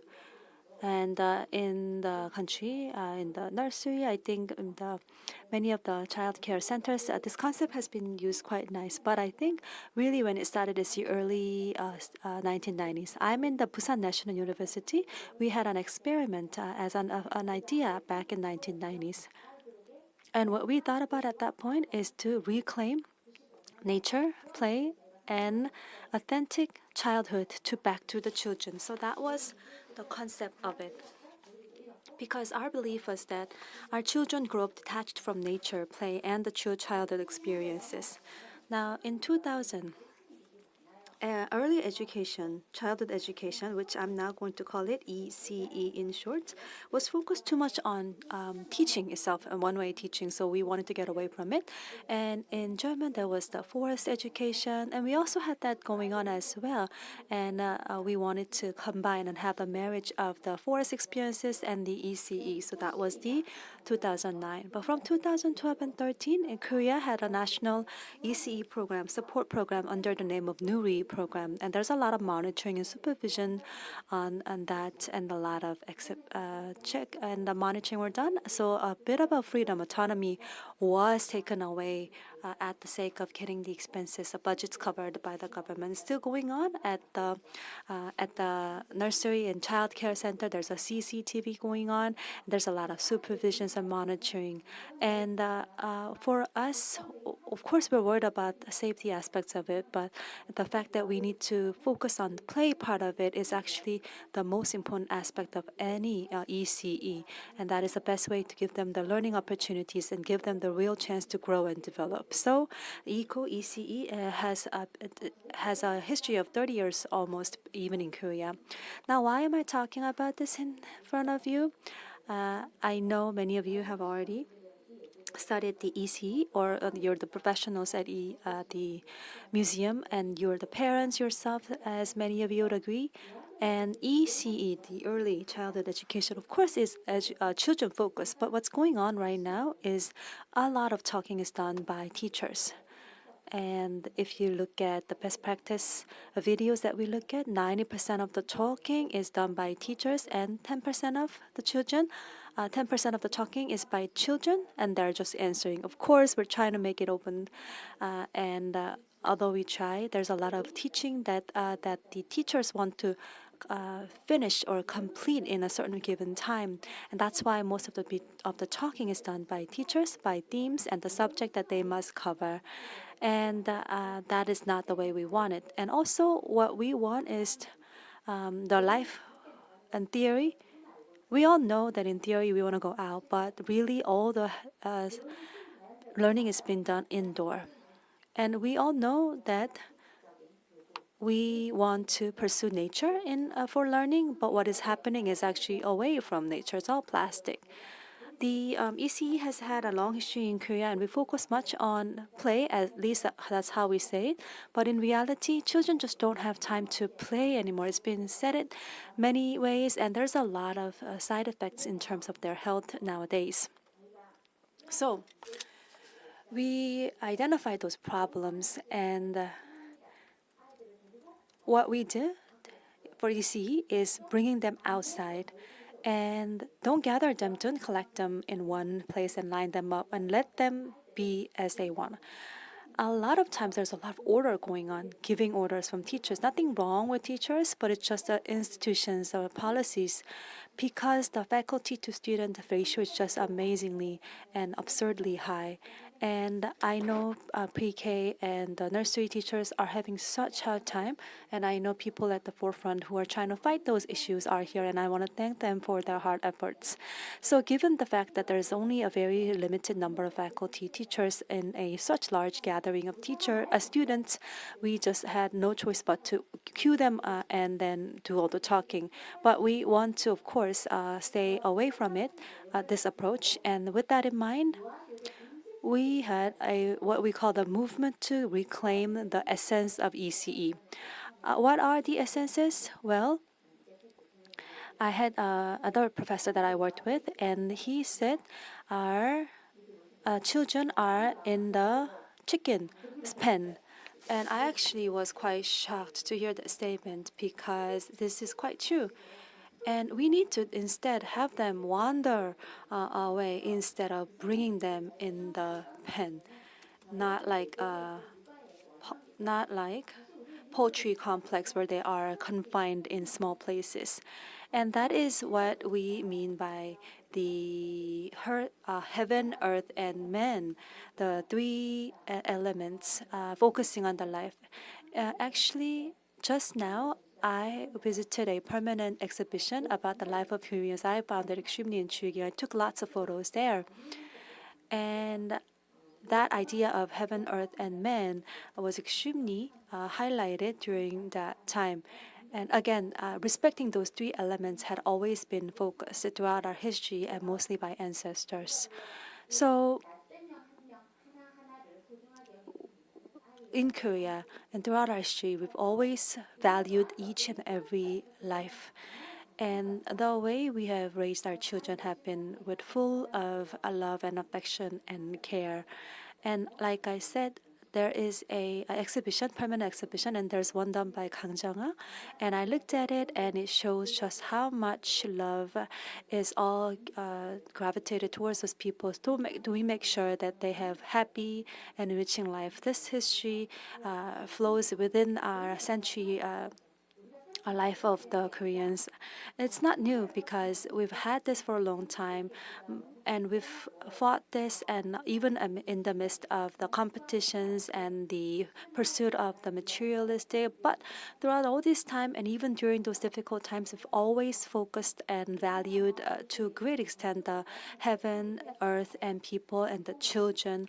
We all know that nature, of course, is important, even in architectures, in a way like opening up the windows so that we connect houses with the nature and let this nature really be part of lives and love them as the way it is. And that idea of it has been always incorporated and been inculcated in the child rearing as well.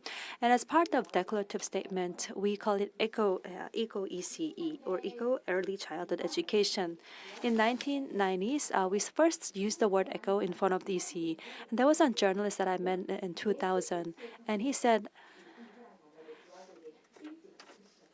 it was a good move that I used the word eco, because it was going to be a big trend. Now, yes, it is a trend. But when I first studied the eco EC at the back time, one of the professors that I knew said, so when I told him about the ecology aspect of it, he said, "What is ecology? Do you mean like the fish or pollock?" It kind of rhymes with the ecology in the Korean words. I don't think anybody laughing, but I hope you are laughing inside. I can see that your eyes are kind of sparkling. Anyways, the word ecology or eco had not been used long ago. And it was quite trending at the time I first started it. And what that basically means is teaching ecology to. It's not about teaching ecology to children. It's about making the EC kind of like ecology. That is the essence of it, and that is what we need to do. And that's how we have always, our ancestors have always raised our children, bringing the love and happiness to them. Whenever I was asked to speak, they had asked me to do a childhood eco education, and I said, "Are you sure that's what you want me to do?" And I said, "No, no, no, that's not it. I mean eco early childhood education, not early childhood eco education." So I just wanted to get that clear because the way that it is used can have different interpretations. So that was our statement, that fact that we're going to focus and pursue eco ECE. Now here in Korea, the eco ECE is something that actually originated here in Korea, I would proudly say. And there are a few things that I want to focus in brief due to time constraints. Reclaiming the essence of ECE and adding eco is really about our perspectives to the world, to the universe.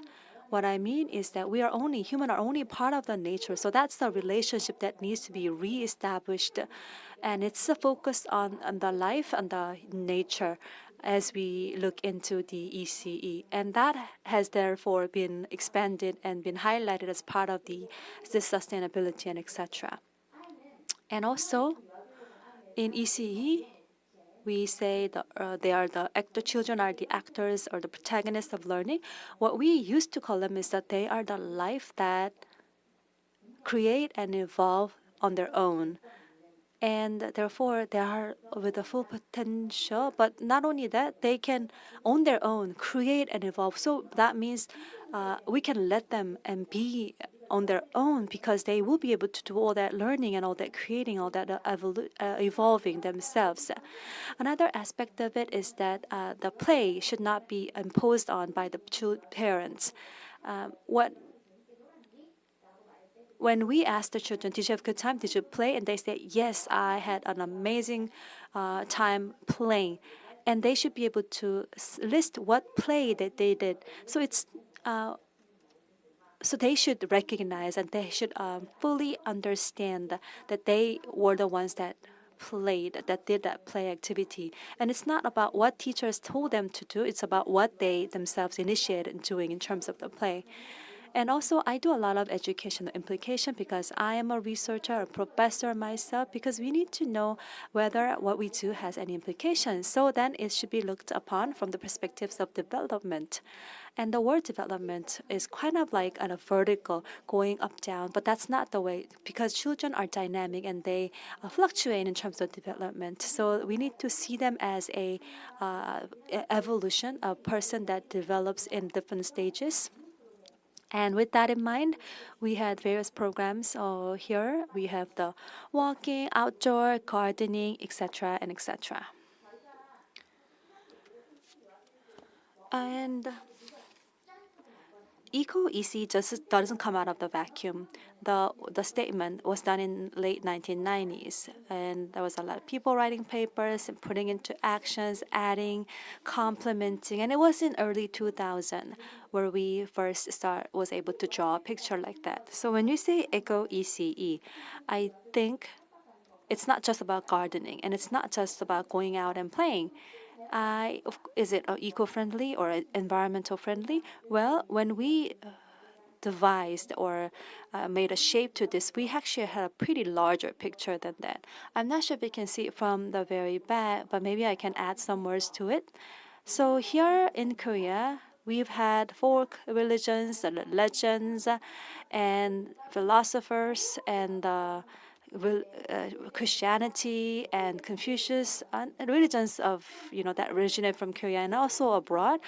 All we had in common is really valuing the life, and then of the steam they go up based upon this very strong foundation of the life valuing, and you of course need to be supported by rain and the natural aspects. the air, the rain, the sun. So yes, after 2000 in Korea, the word ecology or the discipline of ecology grew, and they can say ecological architecture, ecological food discipline.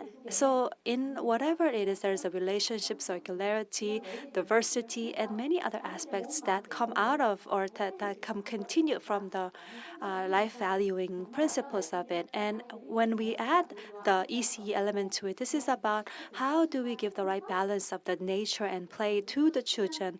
And of course, one way to do it is the gardening, outdoor playing, and many other of those sorts are added to it, and this is the way we had envisioned our Eco ECE to be. And there are many institutions besides ours, even within Busan where it began. Across the country, there are many institutions that have declared themselves to be Eco ECE, and they always have in their door the life-giving water image in it. And this is a reminder of all those involved, for example, the parents and also the teachers, to be reminded of what it means, so and also what our principles and philosophies is.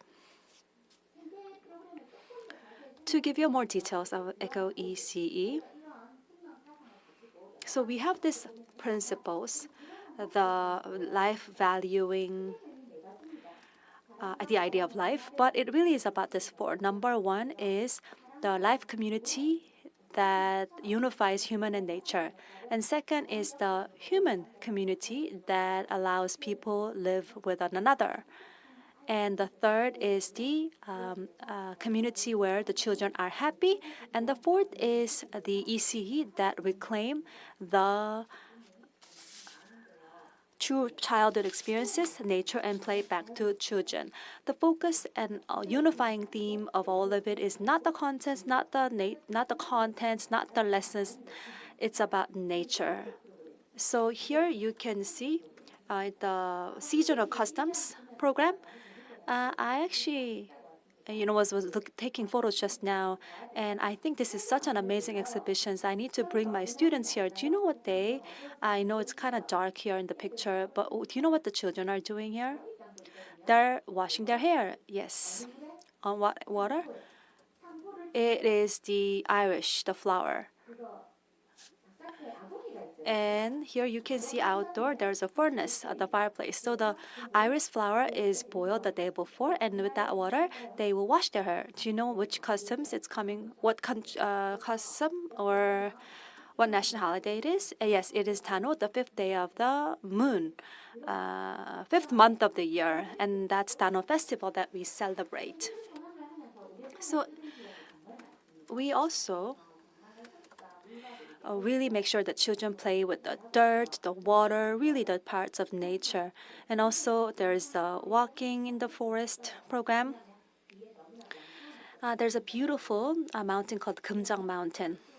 It was an amazing spot, but from the nursery, it's about 40 minutes by foot for children. It's actually quite challenging, not very easy for those young kids. And there is the only campus that has the natural valley in the state-owned university is only ours. But there was a complaint that we should not bring our children to this natural water, the valley. But we made sure that we convinced them. Some were worried about the safety issue of it, being so close to the valley. And nowadays things have changed, and everybody wants us to bring our children out there to see the beautiful nature of it.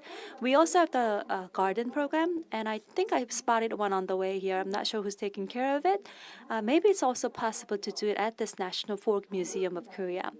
Next one is growing and raising the children together, connecting basically with people, with another people.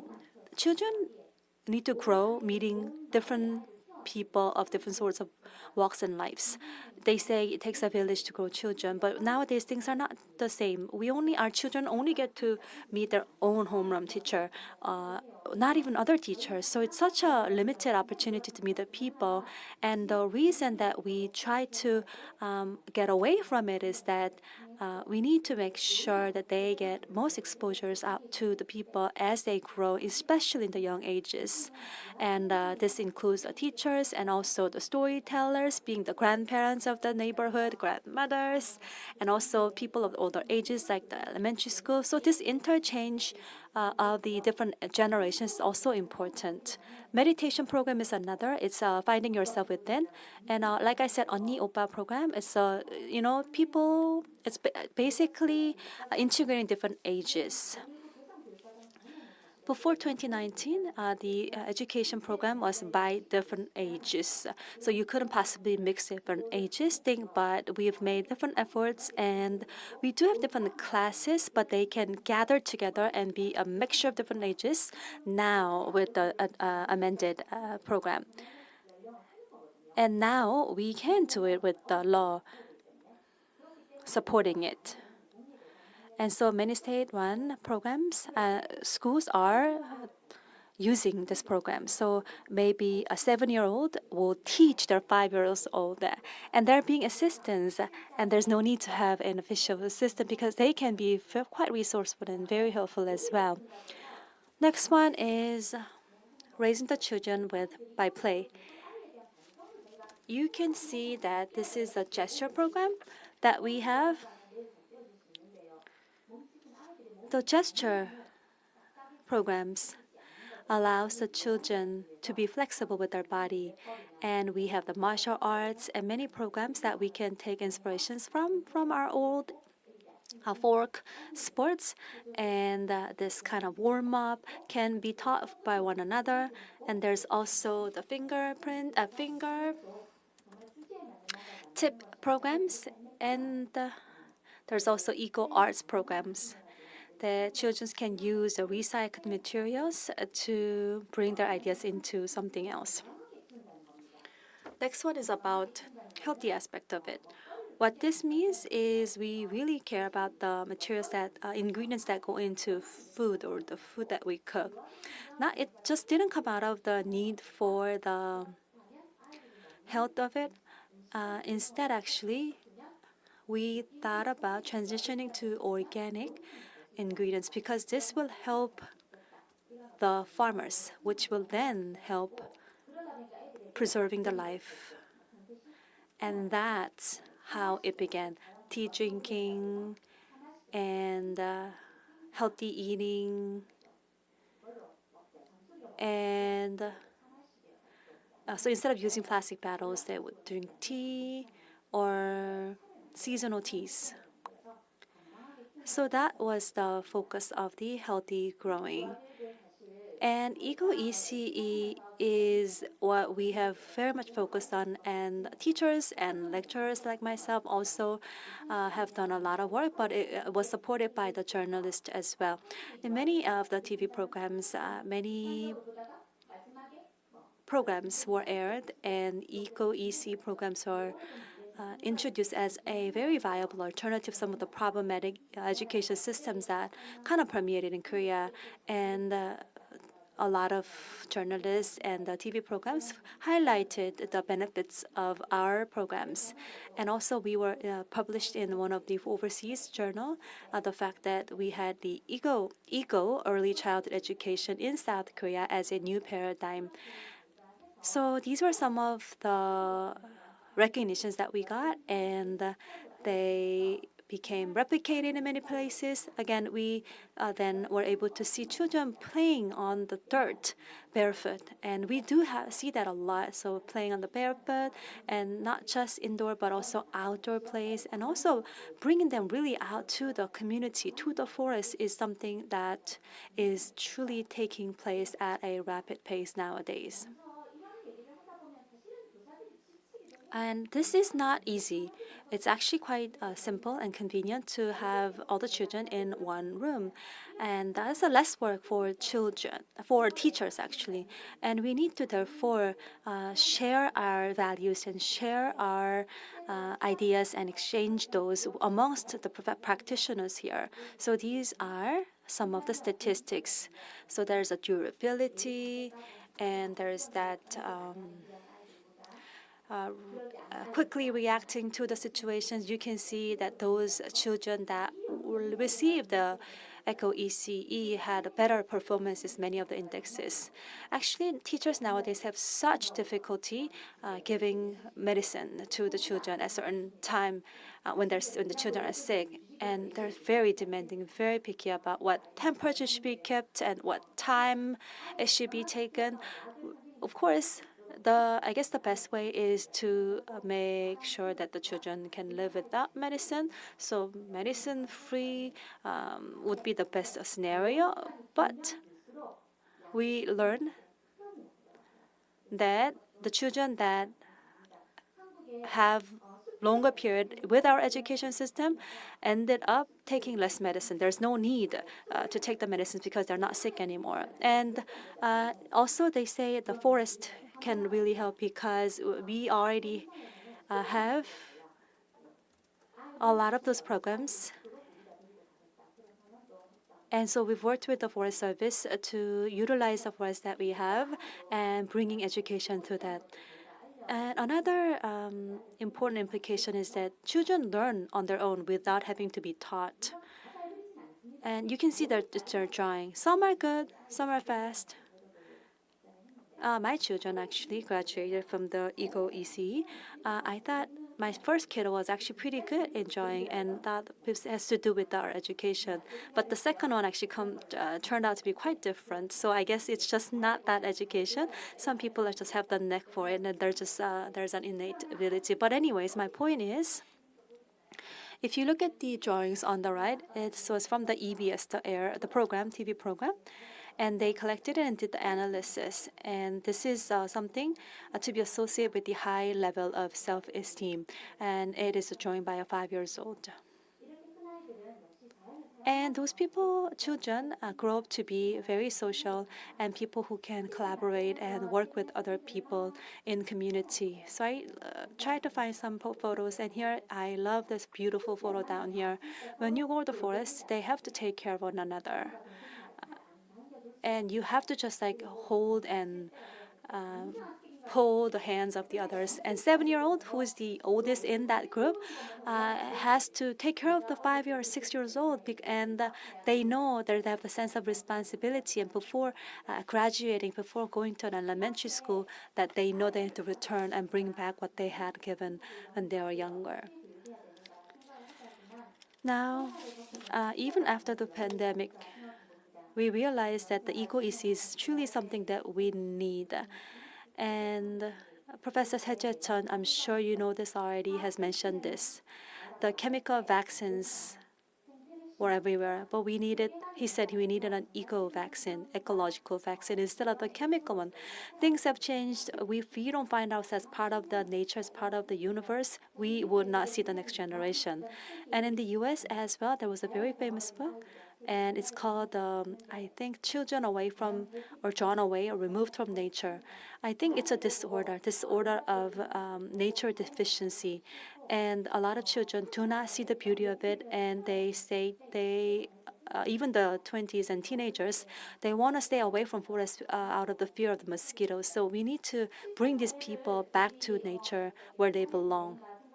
And some of the examples I will share with you about the ECHO ECE in a very brief manner. In Seoul, this is a policy project by the city government, also the similar one by Sejong City. And this is the project, and also Busan City. From 2015, there was a policy proposals, and finally 2021, all nurseries and kindergartens are practicing this project. And in Sejong, there is the Seoul Bisum kindergarten, and this one has a beautiful outdoor, and it was designed in a way to fully utilize the forest behind it. And you can see this is a short video. Everybody wants to get in there. I didn't write this, and well, if you this is kind of lottery system. You apply for it, and you're just praying God to be selected. I'm not sure if this can be played. Okay, then that's fine due to time constraint. I'm just gonna skip the video. Well, actually, you know what? Let's do it. Can you click this arrow, please?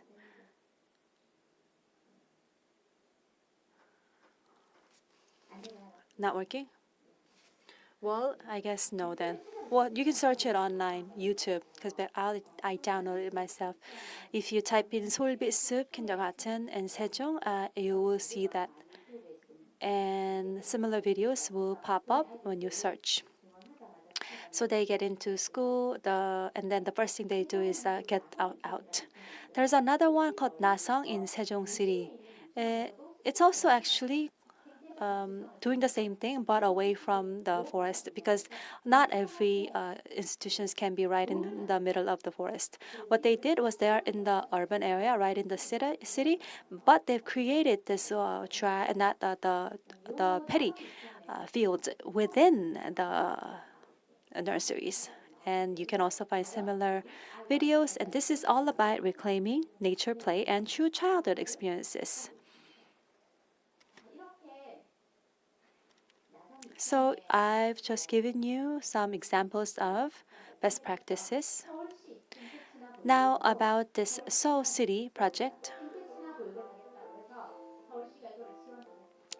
The city government is supporting this program, and children can go to the forest, find themselves in the middle of the mountain and hiking and enjoying the nature.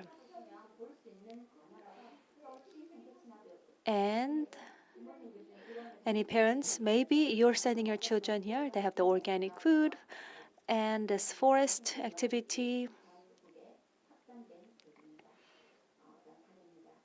More videos. I guess time to wrap up for me. So Eco-EC, the essence of it is nature, play, and children. And this forest education had been gaining popularity. And when you bring children out, they regain everything, the vitality, the sensitivity, the ecological ideas. All that was once theirs is reclaimed during this childhood time when they have spent their time in the forest. And this is a great memory for them. Don't you love those words here, the declaration? It's the gate of the Busan National University kindergarten, the nursery. And what it said is that they were graduating. This is a graduating class. They usually say, we're graduating or celebration. But what they did is they said, there was an idea coming from one of those graduating batch, and they said, we had a great time playing. So that's their idea. Right in front of the nursery, but this was done by the university graduating class. And this was really the buzz because, yes, university time, it's about not just about learning. You're spending your time playing. And that's what the graduating batch said as they left. So wherever you go, wherever our children go, it's important that they say at the end of the day, I had great time playing. Okay, so I think that's it for me. I've shared with you some of the Eco-EC ideas and the practical measures that we could be utilizing. But before I wrap up, we know this crisis of the climate and life is really imminent, and it is impacting and threatening our children. If you look at our education basic law, it says this eco-transformative education must be prioritized and is also part of this revised one as well. This is a calling that we all must comply and something that Children's Museum should also play. So just to wrap up, in terms of the time perspective, temporal perspective, I actually looked at many of the research done on the museum, and their complaint or their, I guess, reflections is that it's only a one-time event. Therefore, I think instead of having a one-time event, they need to keep it as a seasonal one.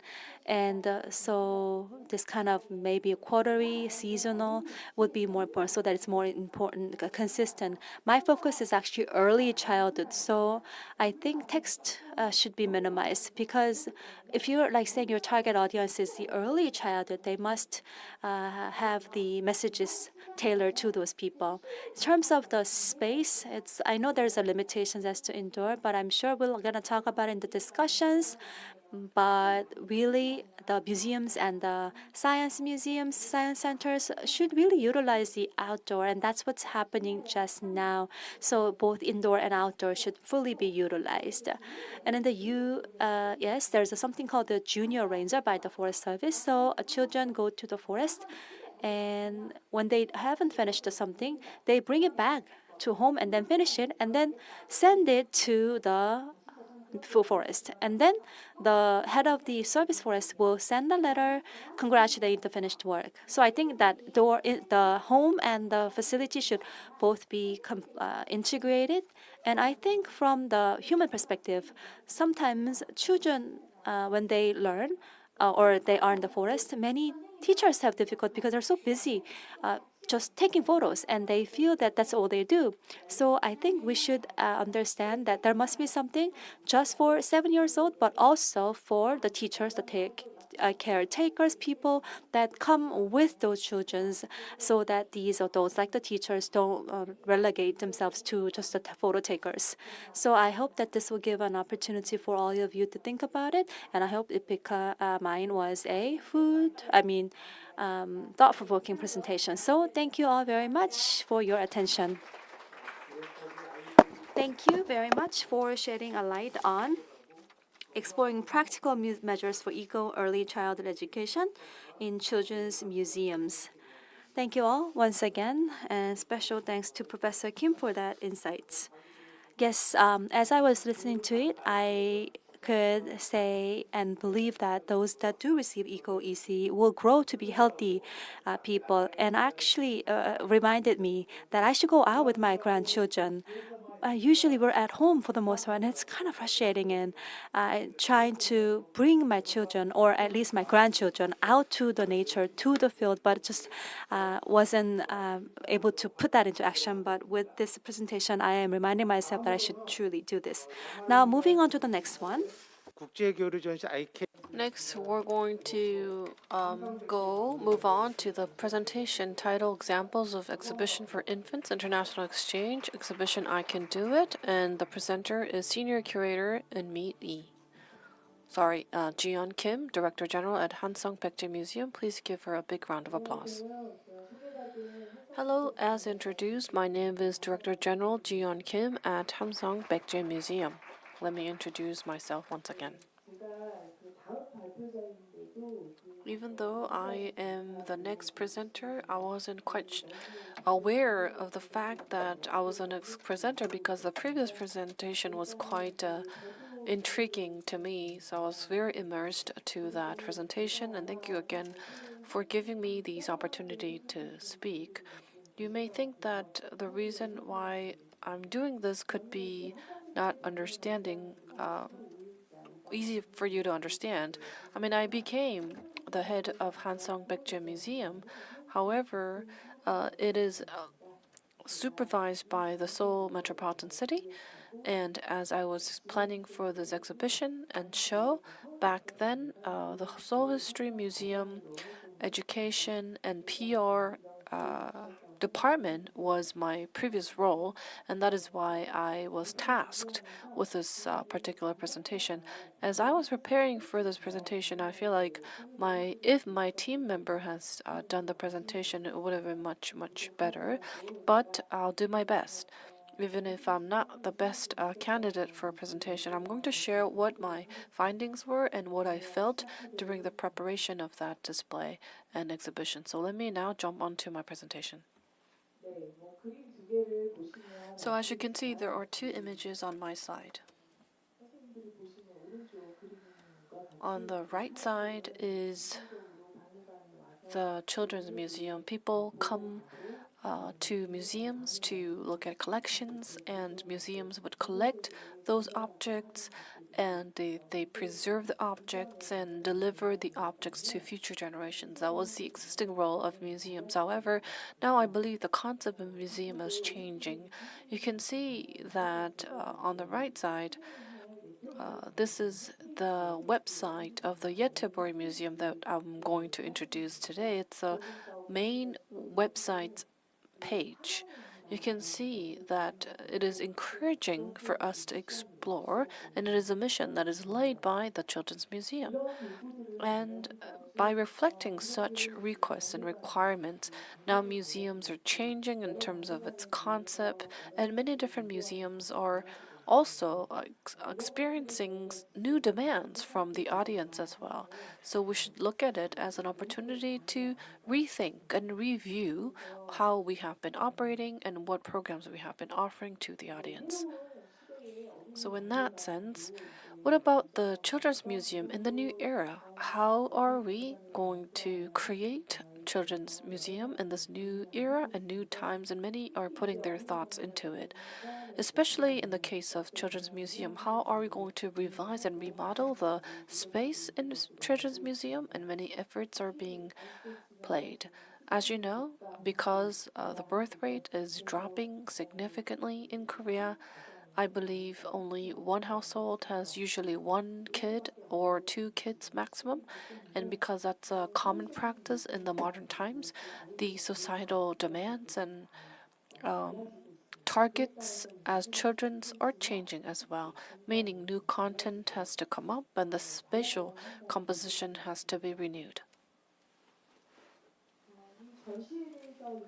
So related to the exhibition, I'm going to go into details about what we have prepared. Our target audience was 0 years old to 2 years old children. And when you say 0 years old, I always say children and children, but when I say children, when we were planning this exhibition with Sweden, they said, we can't say children. That's not the right translation. I believe it should be those who are younger than 24 months old instead of just calling that segment children. So we just decided to call everyone children, but actually the target would be those who are younger than 24 months old. And when it comes to curators and planners, we planned it with our children. We created the collaboration packet and document. And now I'm going to share with you how then Seoul History Museum came in contact with this particular plan.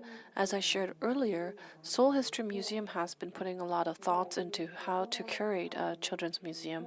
After I left, Children's Seoul History Museum came up with a new space for Children's Museum. I know that they're in the preparation process. However, even before that, they were contemplating on how to create a new space for children, and they were looking for best case examples. And luckily, we met I Can Do It project. So now let me go over to I Can Do It project. So for example, Gyeonggi region for Korea, there is an equivalent state in Sweden, Etelabo, and as you can see, there is the museum kit or the collection kit, and the kit is quite portable and easy to move around. In different spots of the province, you can use different spaces and venues to display the packet. As I said earlier in my presentation, this particular display was created with children because we're targeting children as our main audience, and we carried out research, and based on that research, we made the project. Especially, we looked at some research on sound and behavioral patterns of those under 24 months old. Currently, as other presenters have mentioned and well pointed out, adults should provide as much information to children, and instead of that, we will use different colors or we would use characters for design. And we have been thinking that way to create children's spaces. However, if you think about this particular exhibition, we didn't apply that concept. We looked at behavior patterns and we also first looked at the responses of children, and based on their input and their responses, we created the show. And also, the ones who participated in the program was quite interesting too, because those are not existing curators. It was musical director such as Johann Svensson, and he looked at the behavior patterns and sound patterns of kids. They designated 2 different kindergartens, and children from those 2 institutes were recorded and observed, and based on their daily lives, how they are reacting to different types of sounds were recorded and written to come up with this particular exhibition. And now you might raise a question: why sound? Why does sound matter that much? This is not my personal theory. It is actually the Swedish exhibition, and we asked a number of questions to them. Why sound, not shape? Why sound, not physical touch? And what they came up as an answer was, when children are younger, instead of responses to visuals or touches, they tend to respond better and larger for sound.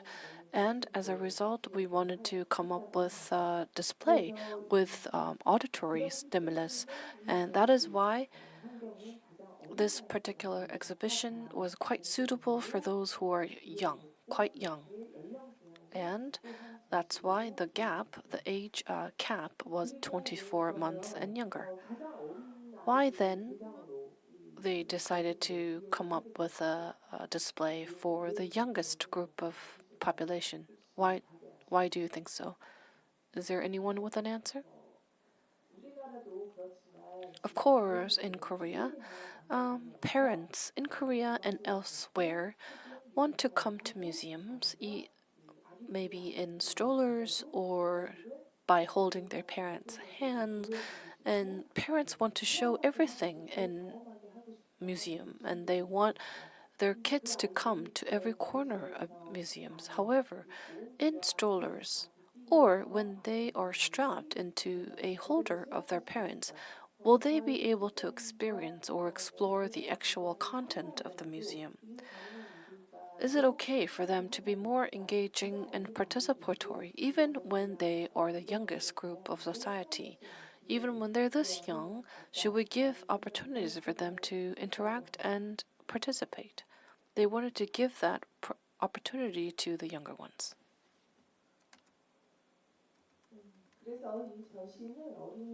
As a result, the show was planned from the eyes of children, and instead of providing mere information, they focused on creating a collaborative partnership focusing on communication and engagement.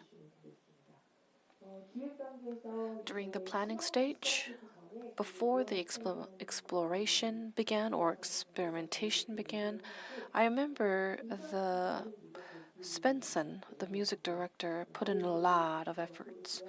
So during the research and study, they wanted to make sure that children were familiar with them, so they would make visits to their homes and houses so that those researchers would not seem as strangers to children, and they wanted to increase the intimacy with children to understand behavior patterns and the responses to sounds.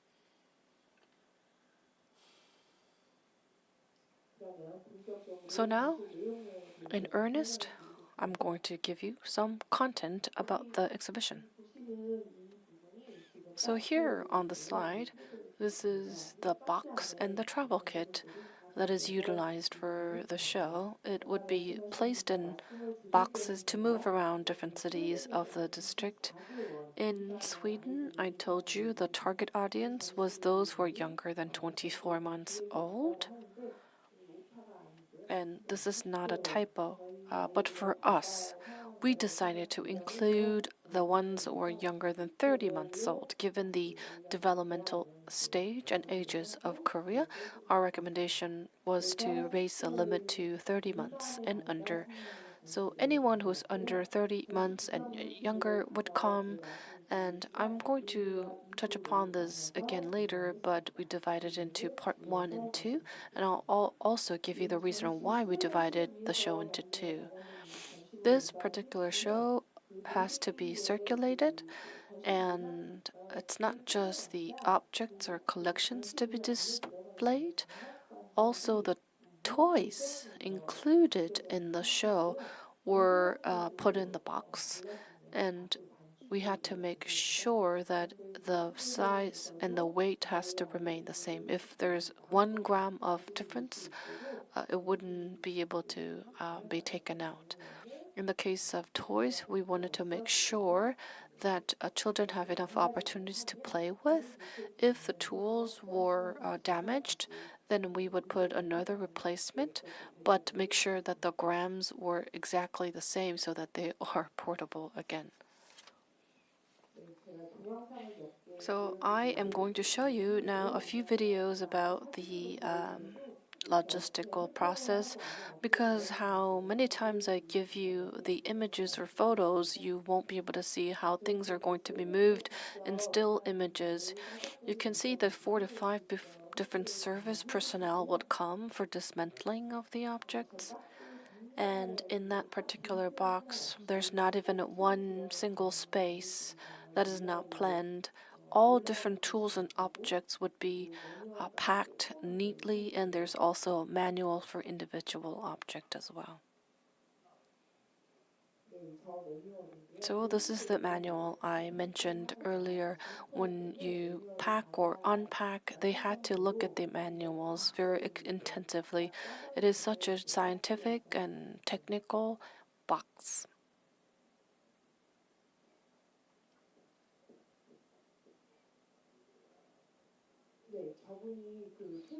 So this person is Johan Svensson, the music director, who was the initial planner of this exhibition.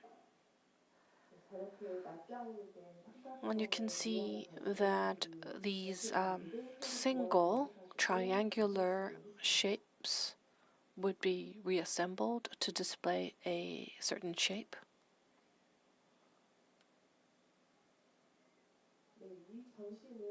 And this exhibition, as I mentioned earlier, before coming to Korea, it was showcased in the district of Atlanta.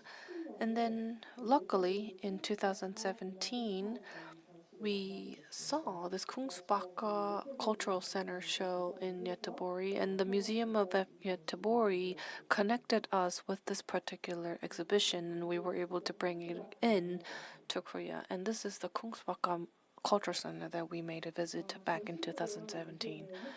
The collections could be, of course, be transported to Korea. However, the biggest headache for us was the environment for exhibition.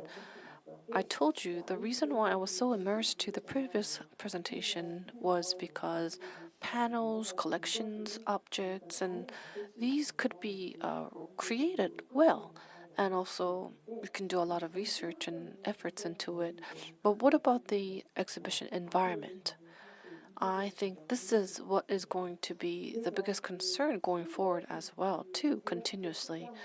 I didn't go to Sweden myself, but when one of our curators went, I told her to look at very rigorously how the environment was set up, and thankfully, she looked at the flooring, also the ceilings and the external lightings, especially because the exhibition required electrical circuiting.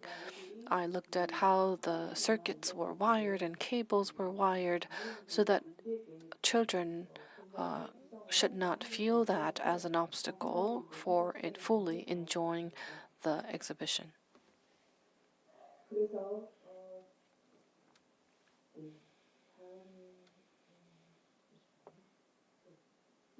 Yes, so we wanted to be as close as possible when it comes to creating the environment and space, and we cannot all of a sudden create natural lighting from the museum, so our alternative was to use the space of Seoul History Museum. So the left image is from the Sweden's local exhibition, whereas what we did was on the right side. Sorry, where's the pointer? You can see that the Seoul History Museum's space is, there's not much natural lighting. We created windows and we created a lighting whereas it's as close as possible to the original environment. I think these types of efforts are quite important because you can fully understand the original intent of the planner.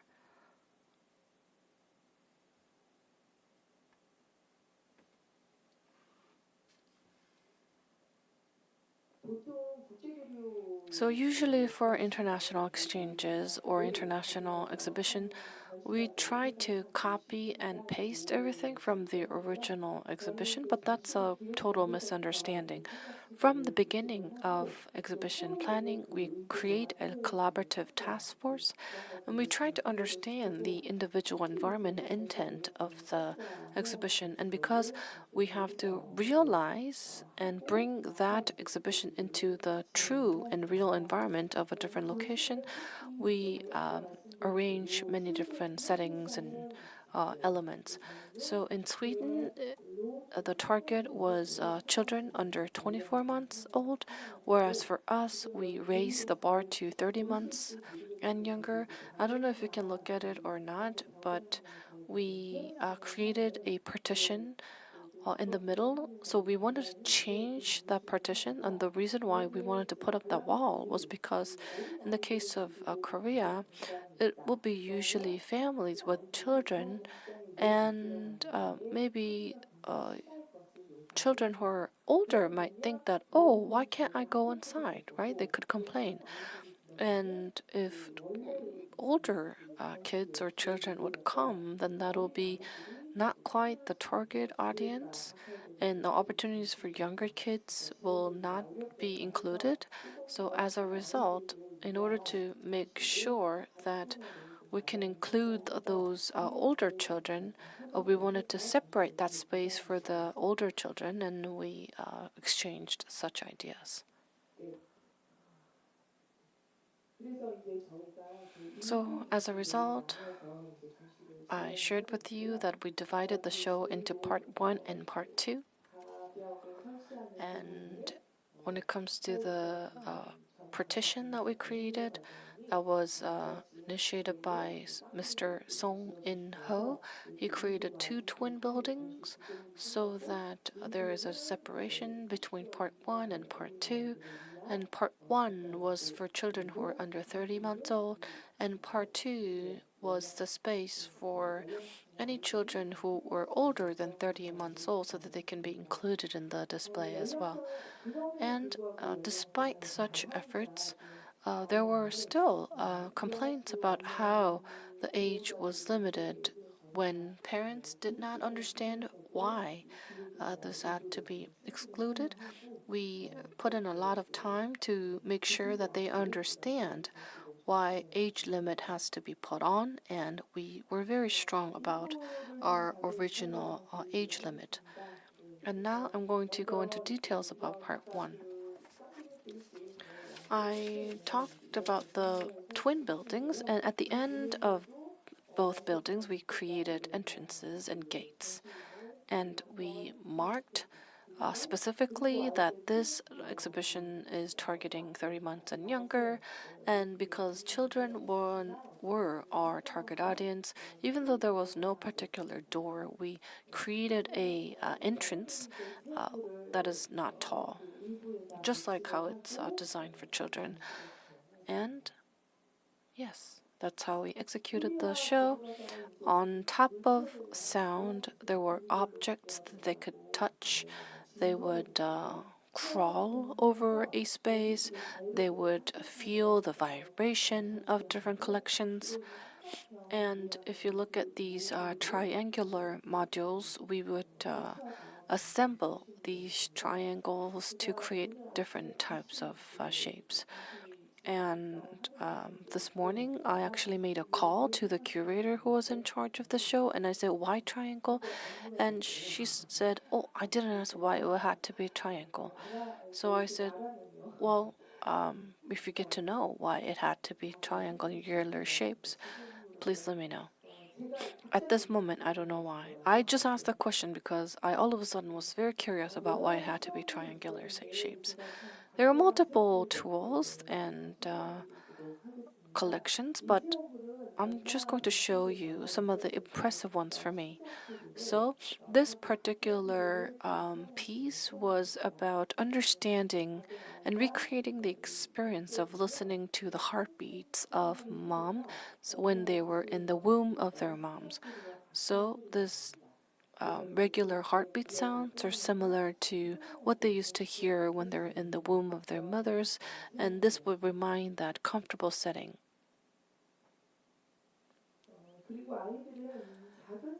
And for children, they like sounds from small speakers and also the sound that is created when an object touches another object. That is why you can see that different objects would produce different types of sounds. And as you can see over here, electrical settings and circuits are included in individual spaces.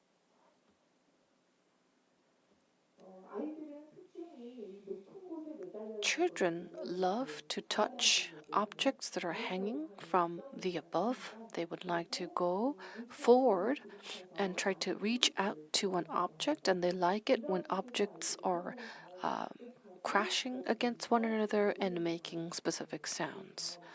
And we wanted to make sure that they have the remembrance of such experiences, and you can see that experience zones were created for the children.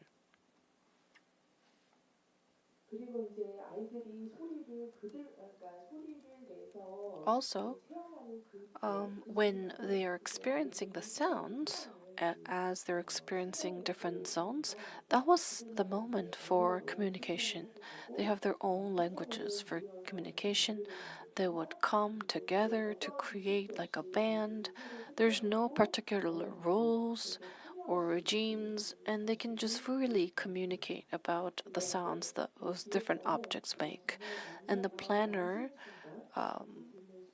planned that as soon as a child touches an object or when a sound is created, those different experiences will be created and co-created as well. Now let me show you the video from the exhibition.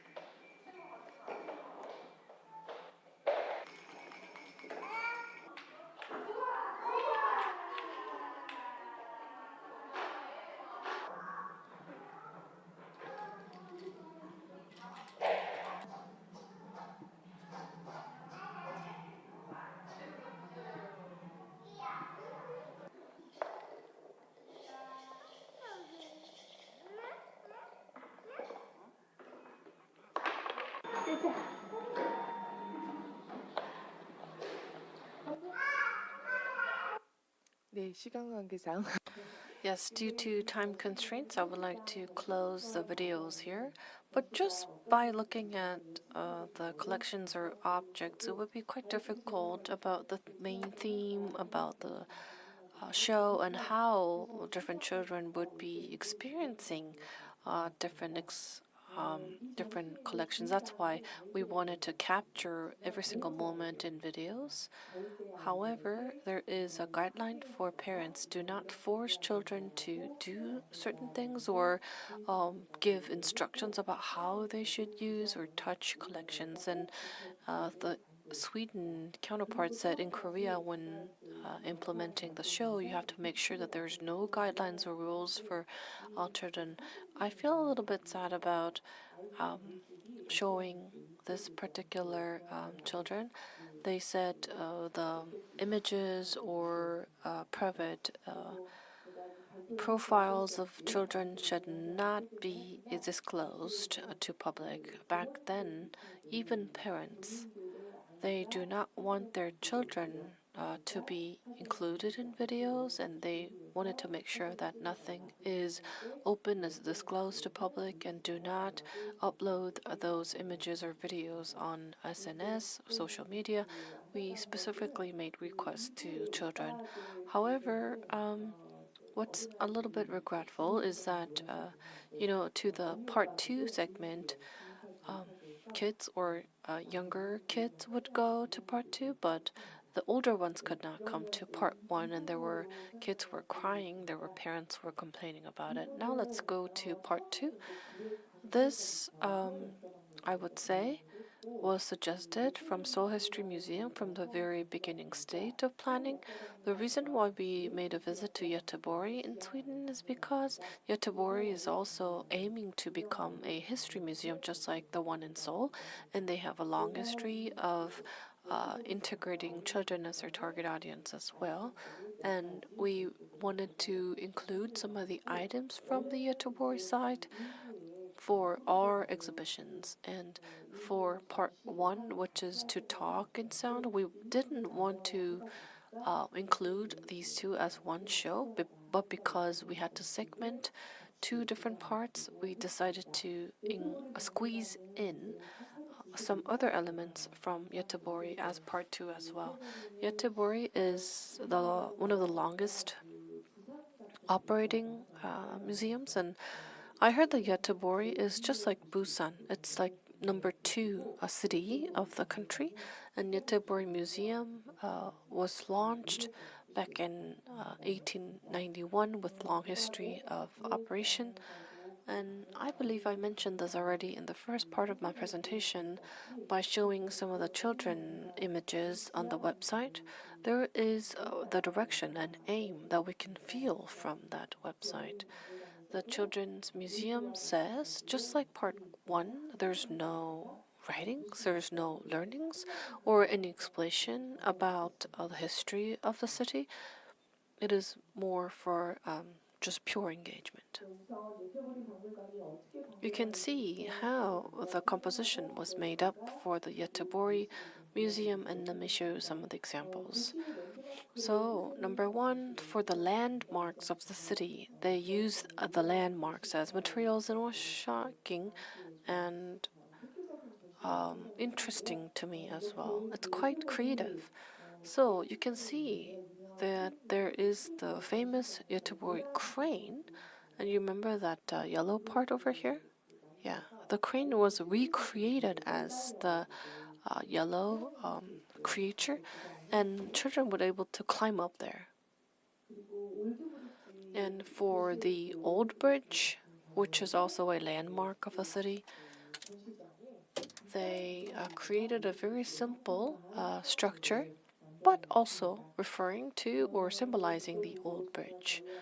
And I thought that this meant a lot for us, because when we say a certain space is experimental or something where people can come and touch and enjoy different fun activities, We always aim for that direction when we're creating a children's museum. However, how can you simplify that experiences and how to come up with this landmarks, but in a different way for children? I think that approach is something that we can learn from them. And also Göteborg tram. I heard that this is the most important landmark that Göteborg has, so they created the miniature of that too in the exhibition. So every structure within that space came from the city's landmarks. It included all landmarks of the city, especially the uh, paintings on the wall. Those were not there randomly. It wasn't imagination or something that came up out of nowhere. They were usually all buildings or mountains inside the city. And another. Sorry, my image is missing. Oh, right here. Yes, so for Göteborg character, even they use the lion, which is the symbol of the city. And you can see this picture on the right side. The one who developed with this design is a Korean person, and I was quite happy to see her. And in addition, this is the actual local site of the Göteborg Museum in Sweden. Just like how part 1 was made up, I wanted to make sure that we create the similar environment for our show as well. And we wanted to make sure the total layout or map of the city was incorporated on the flooring, and we did our best in doing so. You can look at the part 2 exhibition. Don't you think it's quite similar? What do you think? And now here is the picture. The reason why I incorporated this image to my presentation was because it wasn't just about Old Bridge and experiencing it. I maybe thought in the first time, how's it? Maybe it's too simple. Maybe children would not have a good time. But I saw our children going back and forth tens of thousands of times, and I realized, oh, how can I dare to think about them or think as if I'm children? We can never understand how they'll react. They like simple things. They like something they can explore, and they like it when it's something they can self-directed experiences and play. And when we were planning for this exhibition, I believe there should be some implications for the parents of the children too. So in the lobby, which is outside the exhibition space, as you know, in museums, when we plan for a show, we always try to be very efficient about space utilization. So we came up with these pillars. Sweden is the very first welfare state, and it also is the first country to sign the UN Protection Rights of the Child, and it talks about how to raise children and what kind of education in Sweden is provided and what kind of human rights we have to guarantee for children. And those different details were provided on the pillars for the parents as well. And this was an idea that was born by our curator. And when mothers come here and read about the information, children could be crying or throwing a tantrum about going home. So that's why she came up with this idea of installing some of the play material so that moms can focus on the reading while children are playing underneath the pillar. So because we wanted to add more developed elements compared to the original exhibition, and that's how we came up with this lobby space. So I feel like we need to ask a question, right? Why not in Seoul History Museum? Why the education or PR team who curated this exhibition Maybe you're going to ask this question later. In the case of international exhibition, the education team is the one who initiates and plans for that exhibition, and it's the same here. Still, right now, I always say education and PR department's show should be different from the conventionals one, and one would be it should be focusing on education, and it should be focusing on a special program to understand the role of education and PR so that people can understand, oh, this show is designed and prepared by the education team. That's why I believe, even though there were many existing shows and exhibitions that are good, the new program was developed newly, which is Hey Sweden, Children in the Forest. Maybe the professor who presented earlier than me could think about how museums can be integrated with forests.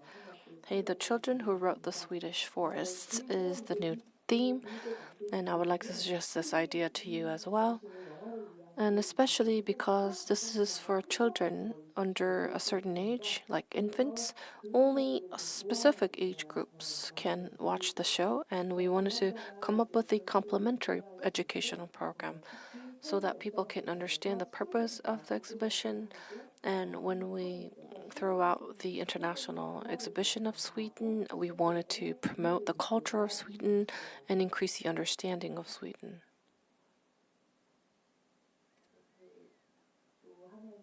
So there's another image that I need. Why is it not popping up? Click once again. Okay. So in Sweden, there is a midsummer festival in the middle of June. You're supposed to wear flower crowns, and it's more like a rounding, probably similar to Kangangswale, what we do in Chuseok holidays. So because of that, we wanted to create an opportunity so that children can create flower crowns for themselves. And I wanted this to be in outdoors instead of an indoor classroom. So as a result, we wanted to use natural ingredients, materials that would create flower crowns.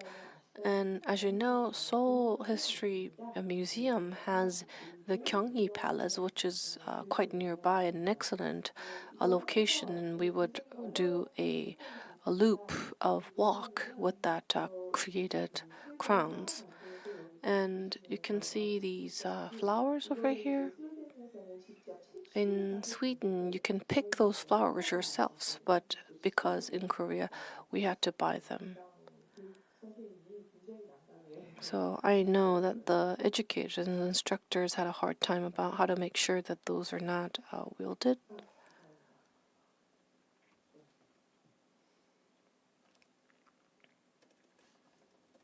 Sorry.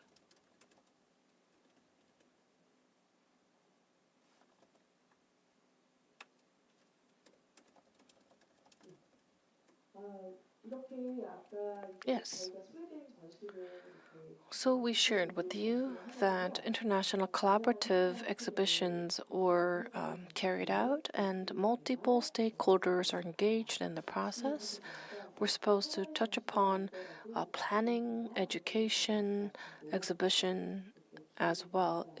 Even if it's just for one single exhibition, so many people are behind the scenes working together.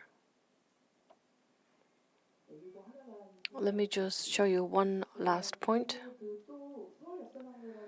At Seoul History Museum, during the international collaboration programs, there's one thing that always included, something that's good for children, that's good for people who do not have to use language, which is the marmalade.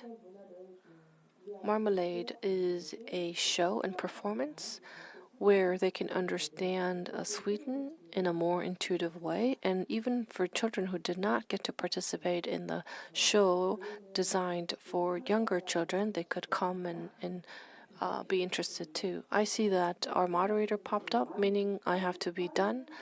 Sorry, I'm not the person who can speak fast. Anyways, let me now jump to the conclusion. Children are the same audience as adults. Their experience should not be limited. That's the main purpose of our exhibition. And when I was preparing for this children's museum, I'm going to always be reminded of this principle, which is quite important.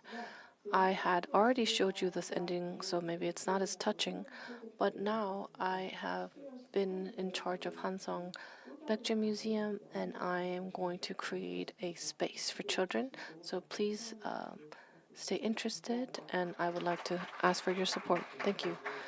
Thank you very much for the excellent presentation to showcase how children-focused shows could be run. And Director General Kim Ji-yeon, thank you once again. And Ji-yeon, Kim, maybe you didn't mention this in conclusion, but let me conclude on behalf of her. I don't think we have a need to have a special occasion for children. This is something that should be given. We should always think about how to include children in our exhibitions. So this is everything for all presentations. We're supposed to have 20-minute long break, and then from 3:50 we are going to begin the general panel discussions.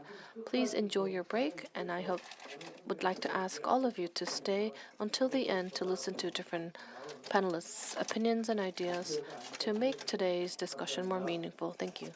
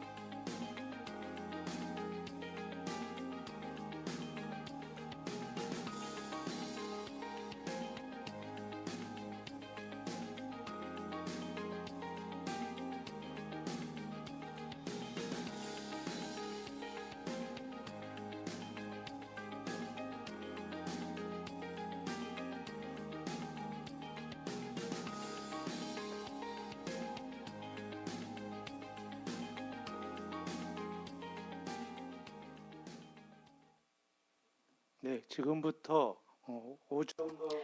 Hello, everyone. So we have heard from many presenters, and now we're going to gather those dots and have the discussions on those. Now we're going to talk about the 3 presentations and 1 case study that we heard already throughout the day. And from now on, we're going to invite our moderator, and our moderator is going to lead the discussion.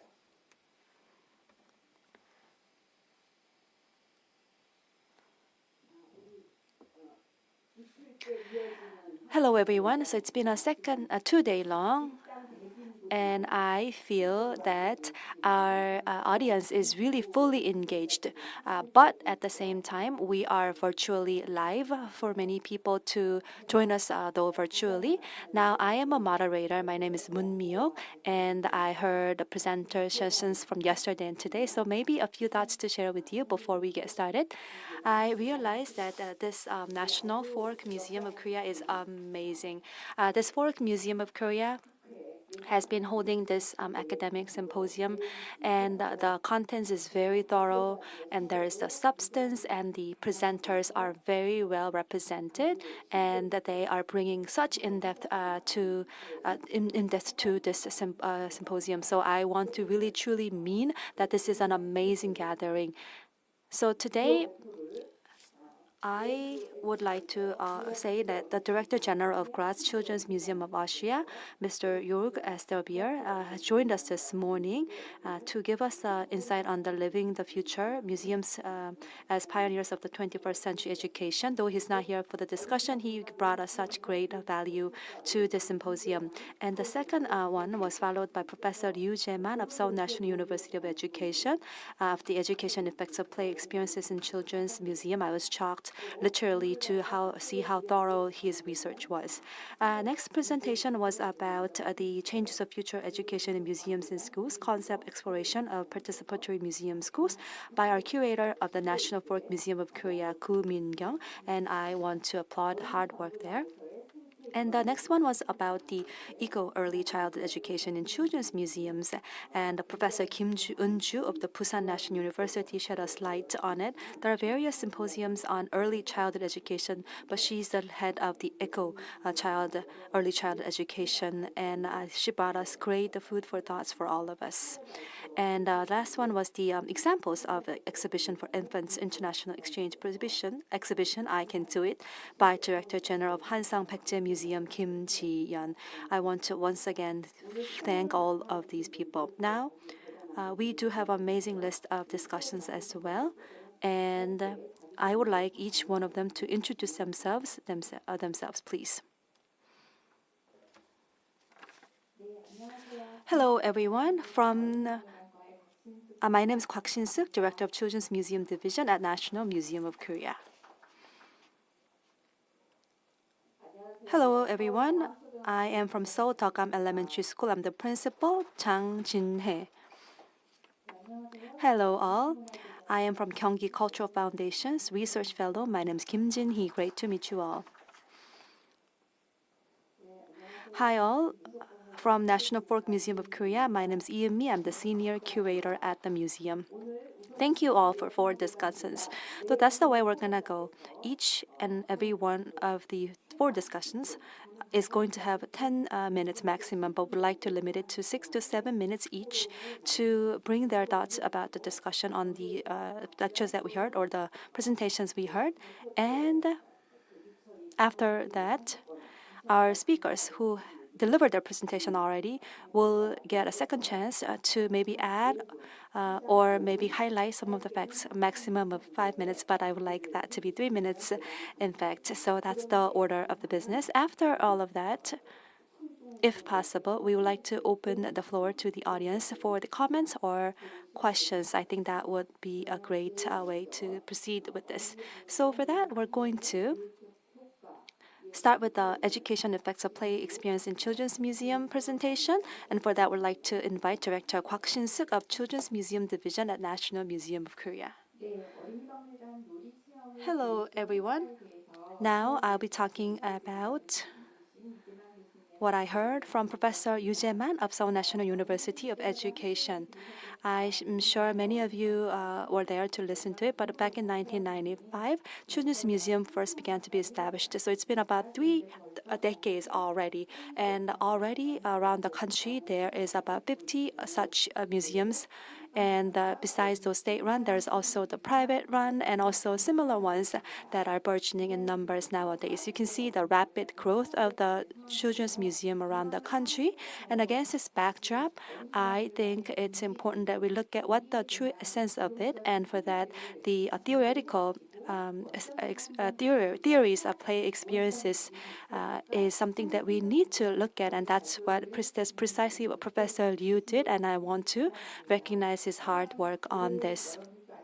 And as you all know, toward the end of this year, we also have the another children's museum to open, and this means that there's a great demand and great highlight being shown to the children's museum. And it is at this juncture that the National Folk Museum of Korea is having this gathering to really shed a light on this importance of it. So I want to congratulate and appreciate this opportunity. So I'm going to use this opportunity to talk about three things, actually, three questions to our Professor Liu. The first is that in your presentation, Professor Liu, you kept referring to the Children's Museum as a play experience. Of course, there is a term that needs to be defined clearly. So in the Children's Museum, play is one thing, and play experience is another, and experience is yet another. So these three words usage, are there reasons that you're distinguishing all three of them? I'm asking this because when it comes to play, it basically involves some sort of experience.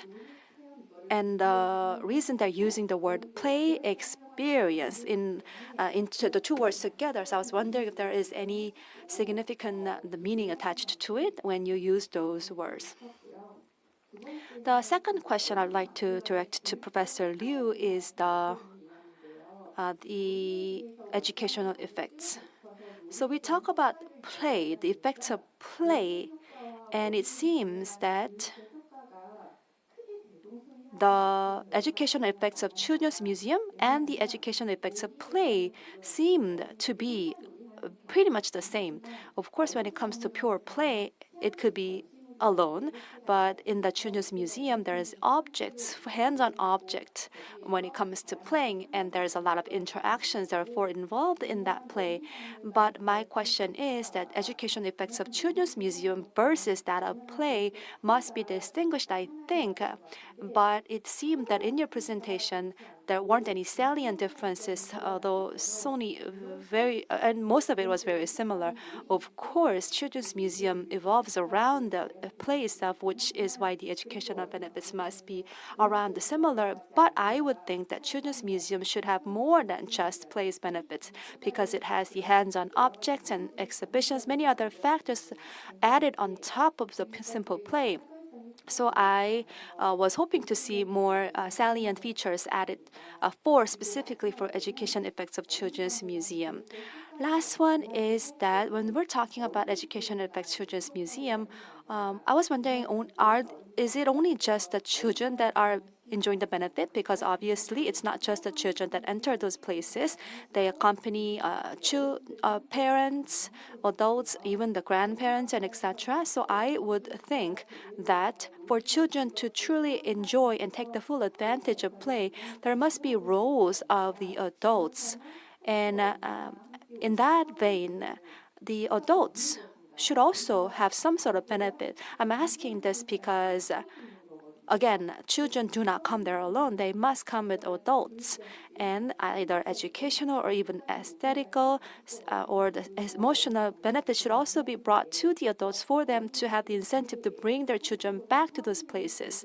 So my third question is, did you look into or have any plans to look at the benefits brought to the adults that come with the children? So these are the 3 points I would like to raise, and would appreciate a feedback on that. Thank you very much. Thank you very much. What a appropriate and great question. You can either answer all three questions respectively. You can also combine them as one answer. Thank you very much. In fact, I used the title of my presentation as was given to me. So play experience wasn't exactly my first word that I coined. Of course, play is different, whether it's a children's museum or the amusement park and etc. But I think experience is both real and also other aspects. But play in the Children's Museum is a very special experience. I would like to highlight on that aspect. So when they go to amusement park, the theme park, there are different expectations than the parents have for the Children's Museum. And that I think is really comes from the experience element. Experience, I think, is based upon learning itself, which makes it different from pure or simple play. Now, to answer to your second question, the educational benefits of children's museum versus play. Maybe I didn't look deep into this as I was doing the research, but I think the play is more encompassing or comprehensive, and each children's museum has different identity and philosophy, and I think it will depend on that. For example, if we're talking about the cognitive benefit, it could be on the eco museum, or it could be something ecologically related topics. It'll be more specific to that, and it will therefore have more educational benefits around that. Third is, yes, not just the children, but the teachers or some sort of adults to bring those children to the museum. So benefits to those adults groups is the question I think that you're bringing to me. Yes, I think definitely the museums should think about this. There could be the interaction between the adults and children, or that adults could have also learn, and maybe museums can add another labels for or leaflets for the adults. And as the adults do interact with the children, they can utilize the contents from the leaflets to have this learning opportunity together with the children. And that's something that the museums could channel extra effort so that they can include both the adults and the children in this environment. Thank you very much. On the third part of it, which is the effects to the adults, I'm sure many of you already know, but each museum has, in its own way, is verifying or monitoring the benefits to the adults. And I'm sure there will be time it will be theorized by researchers and will be given as a paper. And also, play versus play experience versus play activity. Those are the terms that we often use in these disciplines. Now, if we're going to talk about like the words, it's going to take another 3 to 5 years just to talk about the words, because play activity versus play experience, and whether it's an immersion or spontaneity. And when you have those elements, it will only bring the maximum benefits. But there is also critical perspective that is attached to each and different word that you mentioned. So this is a very critical point that we is going to require another 3 to 5 hours to talk about. So I think we will have to find another time to talk about these differences of the words, whether they should mean the same thing or not, what we can do about it, how we define. So more in-depth discussions will have to take place in another occasion. Thank you very much. Moving on to the next one. 그 다음으로 두 번째. Next, I would like to move on to the second presentation, which is about changes for future education in museums and school, concept exploration of participatory museum schools. And now let me invite Principal Chang Jin-hye at Seoul Togam Elementary School as a discussant. Yes.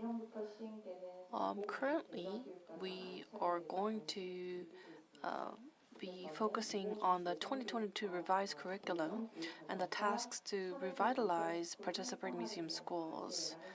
And from that revised curriculum, I looked at your presentation, and I would like to make a suggestion and comments about the presentation. The presenter is talking about the concept of participatory museum school. This is actively utilizing the collaboration between schools and museums, and this can be an alternative for future education. I believe that you would like to actively utilize the relationship between the two, and I think this is in line with 6 different core principles and guidelines that are highlighted in the new revised curriculum. Related to the 2022, I think there are 2 meaningful elements that we can look at. Number 1, first, it shows how school education can actively implement the 2022 revised curriculum. There is a specific methodology. The 2022 revised education curriculum recommends to schools that the field of education should not remain within the school, but should expand to the external society, and that students should be raised to become current citizens, not reserved citizens. That being said, we should say that you should be participating in these matters rather than saying you should wait until you become adults. This may be a recommendation that has been requested not only from the 2022 revised curriculum, but also from the 2015 revised curriculum, and there are 3 different examples that the presenter laid out. Secondly, participatory museum school is an innovative model that practically demonstrates the design of an ideal education system. In order to increase capabilities, I believe the actual experiences of students have to match real lives, and the students' practice must be connected to the lives of other people so that it's changed into a form that solves practical challenges. I believe the participatory museum school that is presented and proposed by the presenter is a methodological approach on how museums and schools are linked to form tasks and how students' practice is connected to reality. As a result, the ideal framework presented by Benathi, the presenter came up with the concept of participatory museum school, and this matches the 2022 revised curriculum. It is a great and adequate and timely methodology. In 2024, we're supposed to implement the 2022 revised curriculum. I cannot agree more with the suggestion made by the presenter, and I really hope that this is implemented in real and true education settings, and I would like to ask the following questions. However, such questions should not be given to the presenter, but it is also a question rather to myself as well. The first question is as follows. Is it really possible for the partnership between schools and museums to realize a participatory museum school to go beyond the level of institutional cooperation between institutions and develop into a strategic alliance or even a virtual cooperation? I believe there needs to be an honest reflection on this from both organizations. Are schools and museums actually ready to open institutions and accept them as partners in the convergence connection proposed by Benathi? If you look at the example of the presentation, which is the NYC Museum School, it has entered into partnerships with 27 institutions in New York City and operates 11 different types of museum modules. The boundaries between museums and schools are blurred, and museum experts and teachers work together to create curriculum and act as leaders of joint institutions. And is this kind of mutual openness and collaboration possible between schools and museums in our country? What kind of efforts do we have to make? What are some realistic alternatives for us to bring in the system? And number 2, my second question is it possible and sufficient to support or secure physical and human resources to build such system for the museum? There is a need for discussion on how to secure human and material resources for the construction and operation of a participatory museum school based on a curriculum that integrates school curriculum and museum learning. Now, in order to move beyond raising just topics, we need to find alternatives and implement them, and sufficient human and material resources must be provided. I believe program development and operation and program application and participation all depend on the interest and passion level of individual curators or teachers of a local or a community.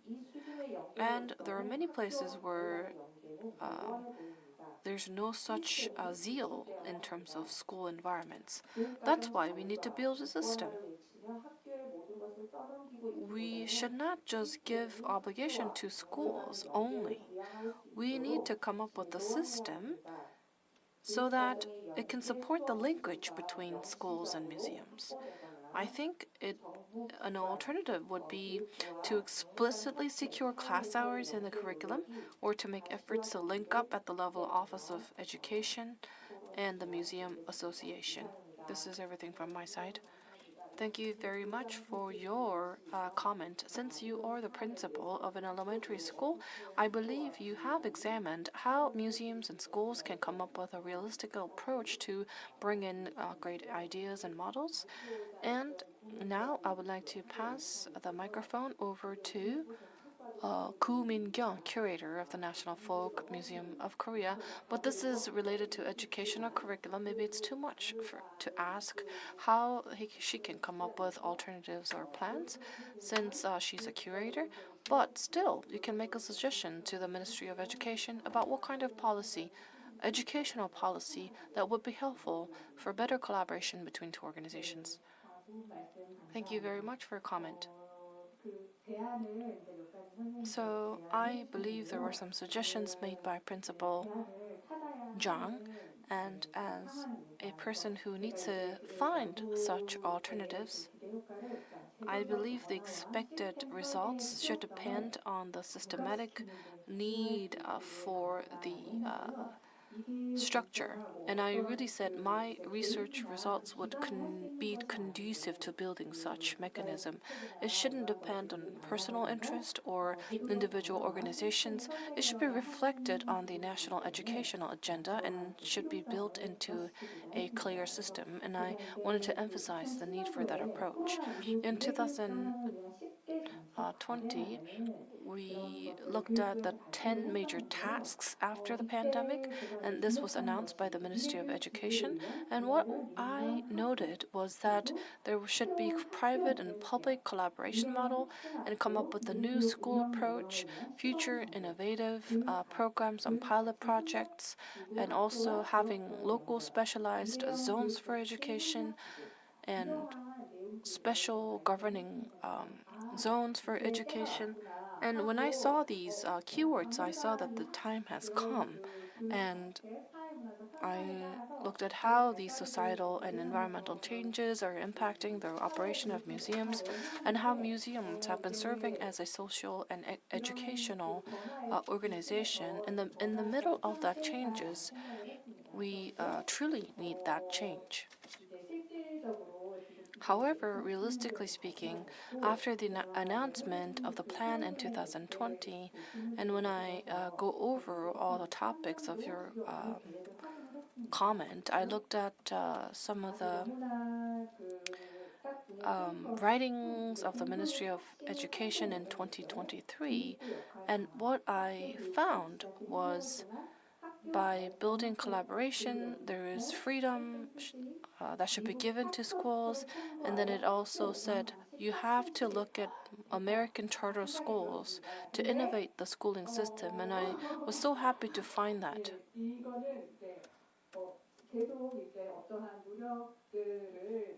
However, efforts have to follow rather than mere declaration.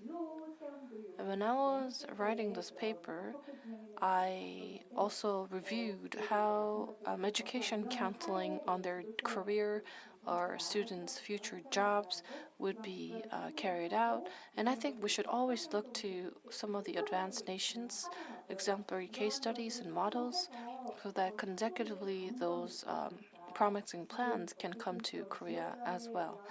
But I think there's hope. We are working on how to integrate local communities and schools together. So that is my expectation, and I am looking to finding more alternatives. Okay, so you're working hard. Thank you very much for your comment. Of course, it's not risen to the surface yet, but I know that how COVID is not only just a crisis but also an opportunity. When people could not visit museums in person, and when students who are in charge of education, they thought of an idea of utilizing collections and objects in museum, and very naturally they came up with programs with curators, and as if the children are carrying out projects, they built educational programs. They called curators, they sent emails to curators, and collaboration has been encouraged between the two groups of experts. So what I thought was, today, I don't know who organized the International Symposium today, maybe with the Director General or probably all curators put in their efforts, but it's such a meaningful approach. We have experts from the curator side, we have daycare representatives, education representatives such as elementary school principals. By having this gathering, we can think about how we can explore some of the concepting of museums and schools, and the composition reflects that planning. And because Korea is full of great talent, not just I can do it, but I think all of you, the ones who are in charge of school, the ones who are in charge of museums, those experts should come together and join hands together so that we can create something that's globally great and famous. That is my personal impression, which was quite touching. And when we are making these individual moves and respective moves, I believe the Ministry of Education will feel something about those approaches, and they will make more enthusiastic intervention in terms of that project execution. And even though they were ready for a theory, the implementation is slow for sure, and we need to be more enthusiastic. Next, we're going to move on to the exploring practical measures for eco early childhood education in children's museums, delivered by Professor Kim Eun-ju of Busan National University. And on this presentation, we're happy to have research fellow Kim Jin-hee from Gyeonggi Cultural Foundation to give her thoughts. And she also had experiences leading the children's museum in the past. So let's hear from Ms. Kim. Okay, thanks for the opportunity. So, thank you for this great insights delivered by the presentation. So, I could see that great efforts being made in the area were well represented in this presentation. So, I'm very happy.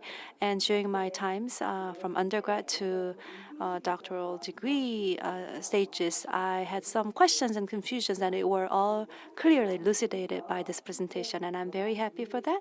And through the reflection on the place-centered early childhood education that has been practiced in early childhood education institutions, I came to understand that it is an ecological or ecologically transformative education that started 30 years ago. So I am very happy to see the slides and the manuscript that were delivered, and I do have some questions in relation to this.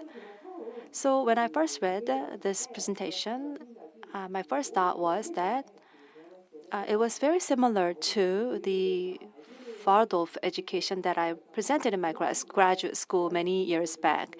And the similarities were in the understanding of children's relationship to themselves and the world, and the physical and motor skills in the regular walks, games, and etc. and etc. And I was reminded of those times, and I think that the ecological ECE, or the early childhood education, resonated with me. Again, you talked about the physical and motor skills, garden plays, and playing without any certain toys, and unstructured toys and utilizing those to their play purposes. And in the Waldorf education also, it talks about the eurythmy, and that idea of it was also well delivered in the Eco ECE. And I think also, it's a point where we are reminded of our current situations where we focus too much on the indoor learning. I know there's a lot of focus on hybrid, both indoor and outdoor, but I think the focus right now is more on the free play nowadays rather than the hybrid. My first question is that what is the philosophical basis? Because I see that in your writing, it was the 1993 that your research team conceived the idea and developed it. And if I could maybe have more details about the philosophical basis, that would be great. I first looked at the concept of ecology. I'm sure you all know, but this is an academic conference. But anyway, 생태, the Korean word, is basically living space.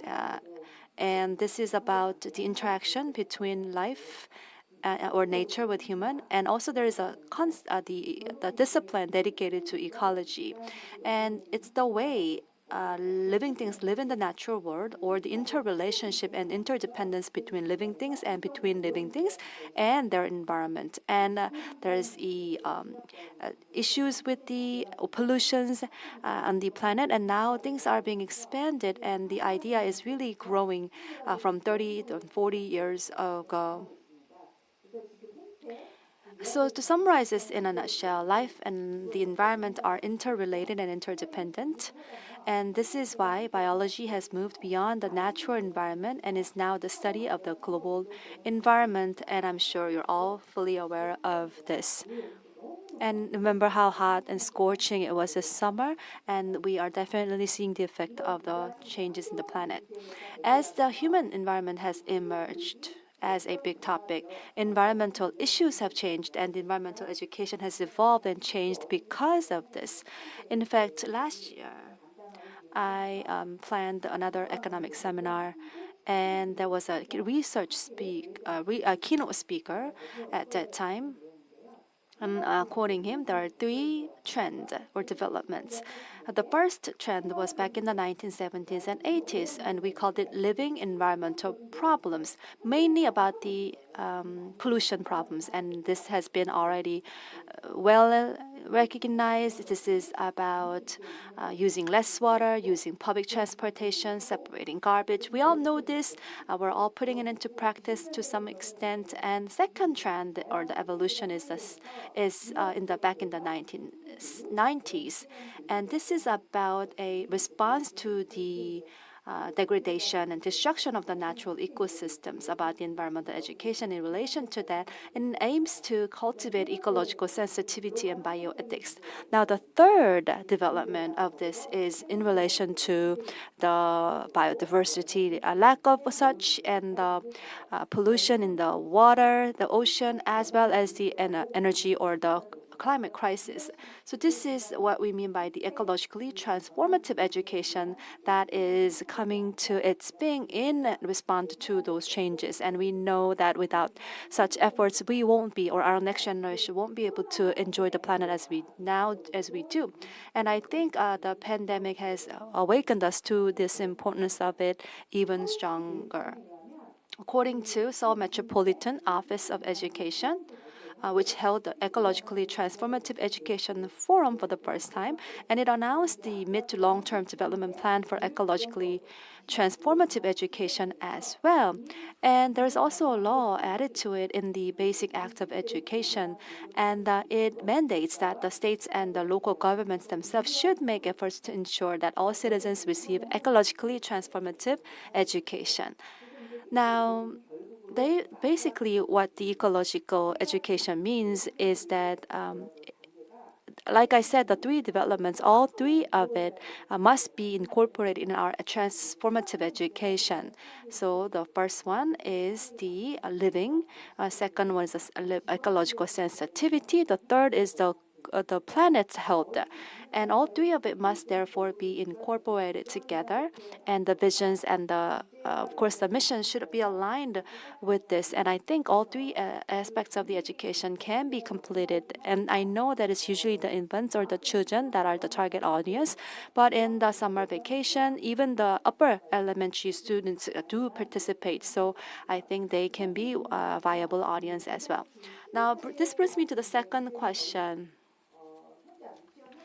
At the daycare centers or kindergartens, I see sometimes they have their own formal education institutions programs, which can often be adapted as reference cases in children's museums or for children's museums.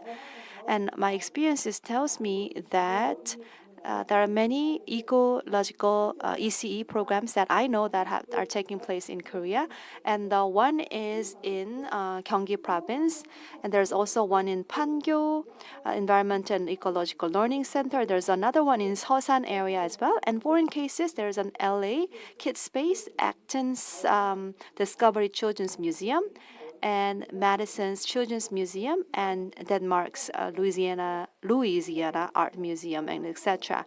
And it uses both indoor and outdoor to bring out the best programs for the children, just for your reference. So I had two questions raised, and thank you all for your attention. Thank you very much for that input.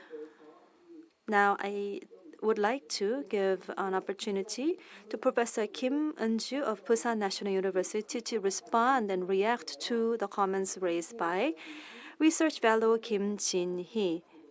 Is the eco-EC focused on nature, or is it on human, or culture is expanded that way? Depending on the answer, I think the nature-themed children museums can be the focus of it, or it could be all other themes for any children's museum. So I think that's some questions that were brought, and if Professor Kim could enlighten us on that, that would be greatly appreciated. So Professor Kim, please. First of all, I appreciate that you are pointing out to the parts that I was remiss actually. So also I'd like to appreciate the list of best practices that shared with me. So I'm going to go look at them later. Now, I realize that there are two questions, and I think I have very limited time to give you answers on that. The first one was the academic background, or more like a foundation.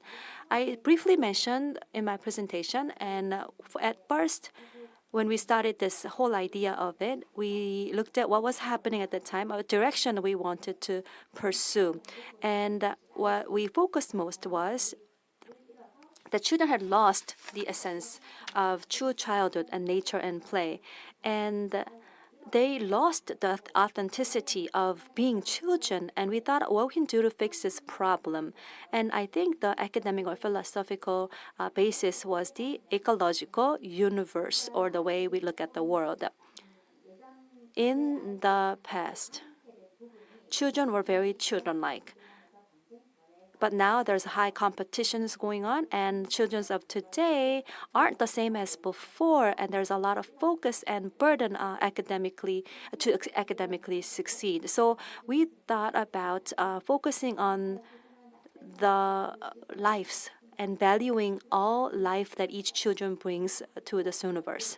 And the water, if you remember the picture, the life-giving water, that's a signal or symbol that we can remind ourselves that how we, each human being, coexists beautifully and harmoniously with the nature. So ecological childhood, early child education was the concept that came to a being. If you want to give life back to children in a figurative sense, then we need to not just try to use nature, but we need to bring life back to life, if you know what I mean, so that we can revive and give rebirth to our children who've lost and many of their true essence. Now, when we first started, we didn't necessarily use the word ecologically transformative education, but the true essence and the concept of it was same. And it was important that we bring nature with children all at the same setting. And that's why we started with the experience of nature, but also activity. The behavior of the children is extremely important. So the eco-friendly education, the life practices for R, and also reducing the waste and not wasting water. All that of the practices are being done and have been done even from then on. So I think these three trends that I mentioned coexist, and it's not sequential. They actually all happen at the same time. We start with saving the planet, conserving the planet, and I think it's actually quite human-focused, human-centric. But we need to recognize once again that humans are only one part of a big nature, big universe. So I think we need to again focus on the fact that, of course, the children love museum, and on the weekends it's the go-to spot. And maybe parents don't have much choices because a lot of nature had been destroyed already to a large extent, and that is why they're in a way forced to go to places like museum, which is preserved.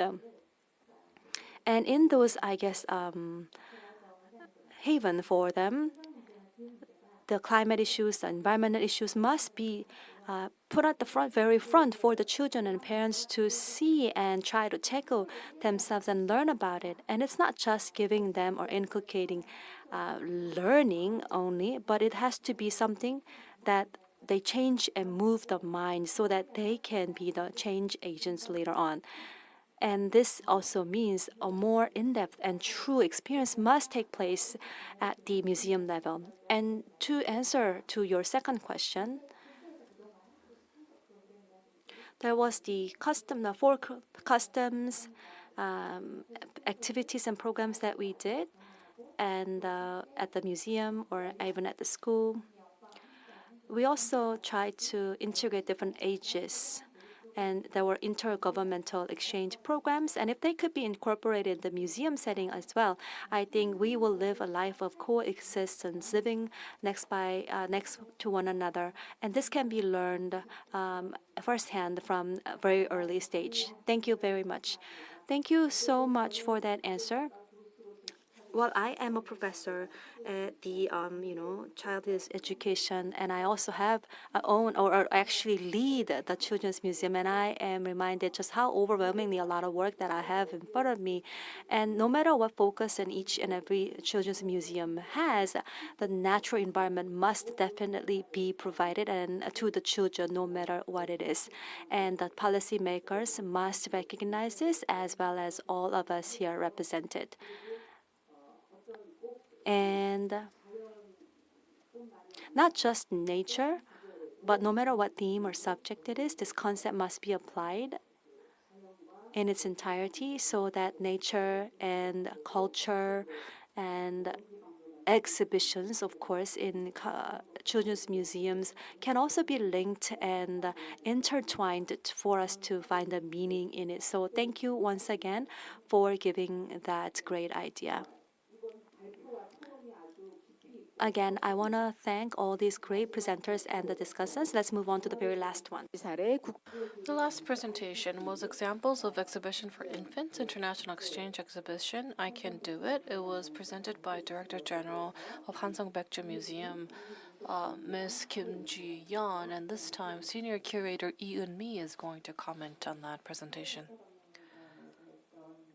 Yes, so the presentation was about the I Can Do It exhibition that happened in Seoul History Museum. Thank you very much for your great presentation. When I had a chance to visit Yeonbori, it was one of the most impressive visits I had in the past so far, and I think it was a very impressive and exciting presentation as well. When I first had a chance to read about your presentation materials, and on top of that, and listening to your presentation today, many of the questions were answered, but at the same time, my mind was full of new questions as well. So I'm going to add some of the points from my previous preparation.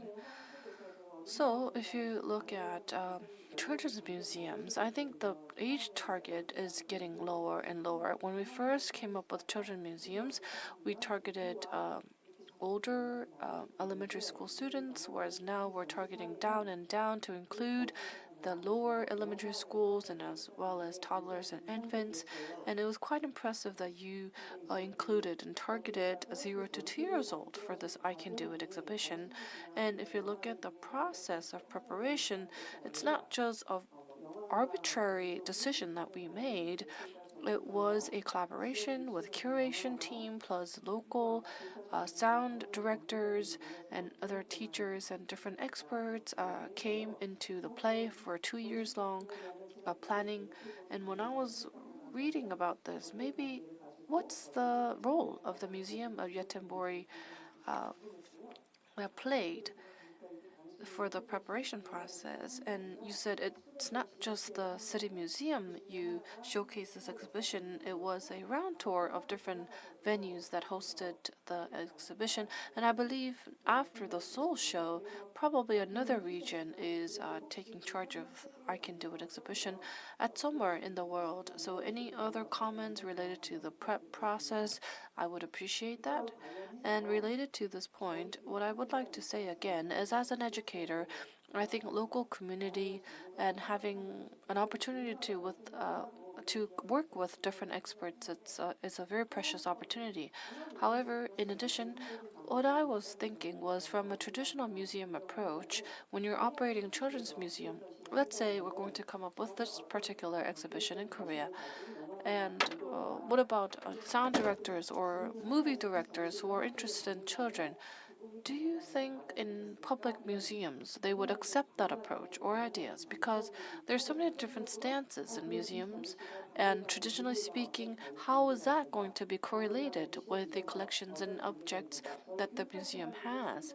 And of course, as an educator, I know that this is a new role that the museum can play, but maybe inside the museum, employees or colleagues could have a different idea or stance against this new approach. So that's my question too. And I think what's interesting about this exhibition is the theme. Sound was the main theme. When I was preparing for an exhibition, always sound was my number one topic to contemplate on. I believe we have been focusing a lot on visual design, so that's why visuals of museums have improved quite a lot. But every time we plan for a show or exhibition, it conflicts with sound, or when we install a sound device, I'm always worried, oh, what if it's too loud? How can we deliver the sound element to children? I've always been interested in coming up with the accurate curation of sound delivery, and the fact that you focused on sound is interesting. And I know that sound was important to you. Was there any conflict or issues when it comes to managing sound when the sound is at the focal point of your exhibition? Was it a favorable environment to showcase the right sound? And I know that this is a different topic, but if you think about infants, you have to make sure that the environment is quite safe, especially so if you're going to target infants. And when they're touching, when they're walking or crawling around, how are we going to sanitize different structures and collections? And in addition, my next question is about the education of philosophy of Sweden. I believe Sweden is the first country that signed the UN Convention on the Right of the Child, and they are quite peculiar and enthusiastic about sharing and respecting the human rights and dignities of everyone in the society. And welfare and human dignity are being reflected in their societal structure and running as well. And to implement that education of philosophy, I think the exhibition is also reflecting Sweden's priority. And children, even though they're infants, they have the right to be engaging and participating in an exhibition, and you're showing that efforts and approach. So what was impressive to me particularly was that there's no rules for children. There are rules for adults, but not for children. But the adult's rule is that you should not dictate children about what to do and how to enjoy the collections, and all you need to do is just to look at what kids do and respect their choices. And when I am the person who's operating the Children's Museum, I think that was something that I focused on so much and so hard. When I was in charge of the Children's Museum's revision in 2019, I created a guideline for parents, and the reason why I came up with that guideline was I wanted to really say this. Instead of rushing children, you have to make sure that they come up with their own curiosity and have an opportunity to explore their objects of interest.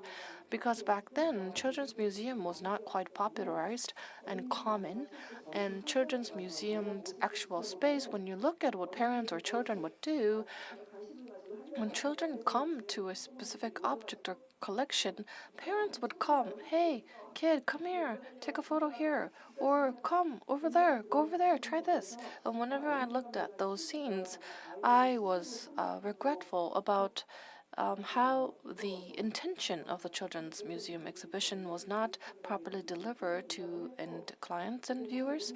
So I totally agree with your approach and direction. And I think this has to do with the citizens' awareness and citizenry.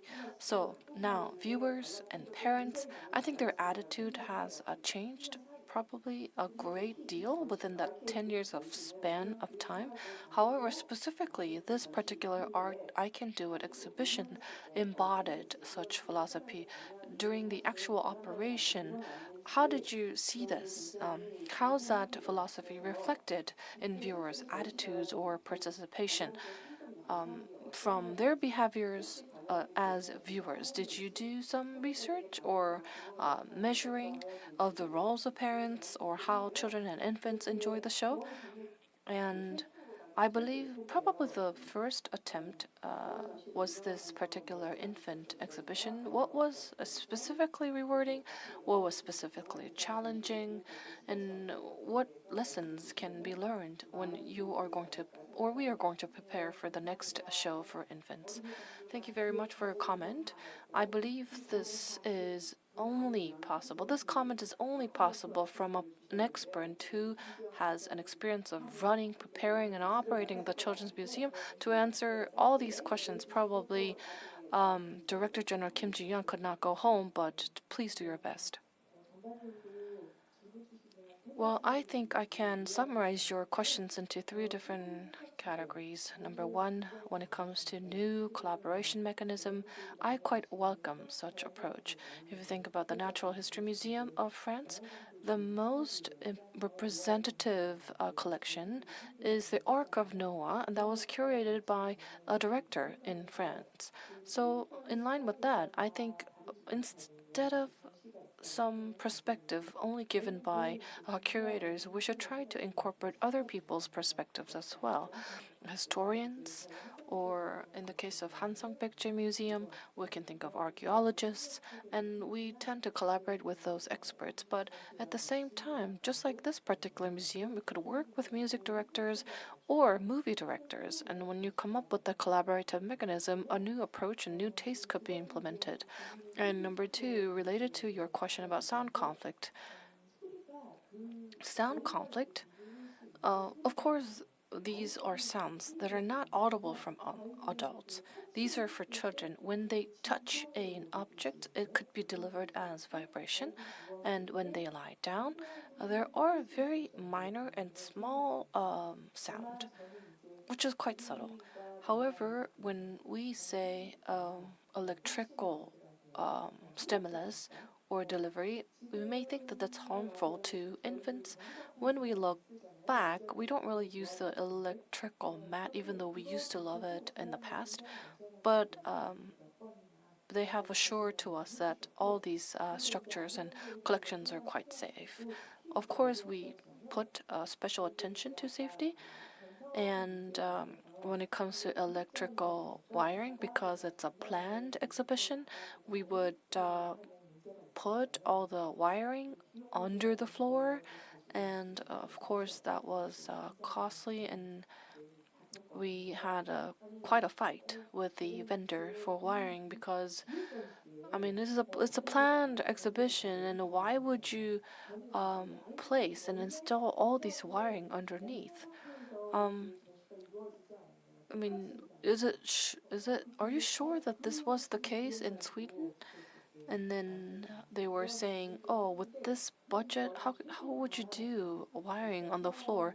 However, even with that comment, we wanted to make sure that wiring is not visible or touchable from the floor.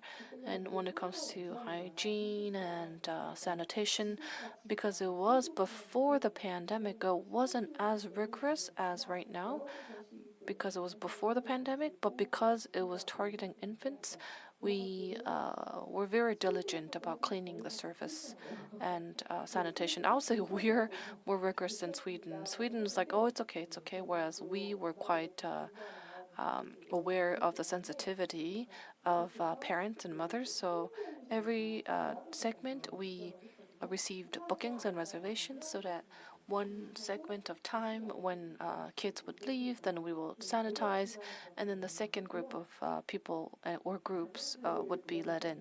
And thirdly, you talked about the response. Back then, our Director General Song In-ho, I think he also said it in the National Assembly as well. People with strollers literally came to the Seoul History Museum only. There were a lot of people who would say, why can't our kids go in? Oh, my kids are 31 months old, so it's just 1 day or 2 days after birthday. Why can't my kid go in? Well, we shared why it had to be limited, and we said no to those parents as well. And it was quite explosive when it comes to responses, and we knew what was coming in when we went in and decided to have this age limit.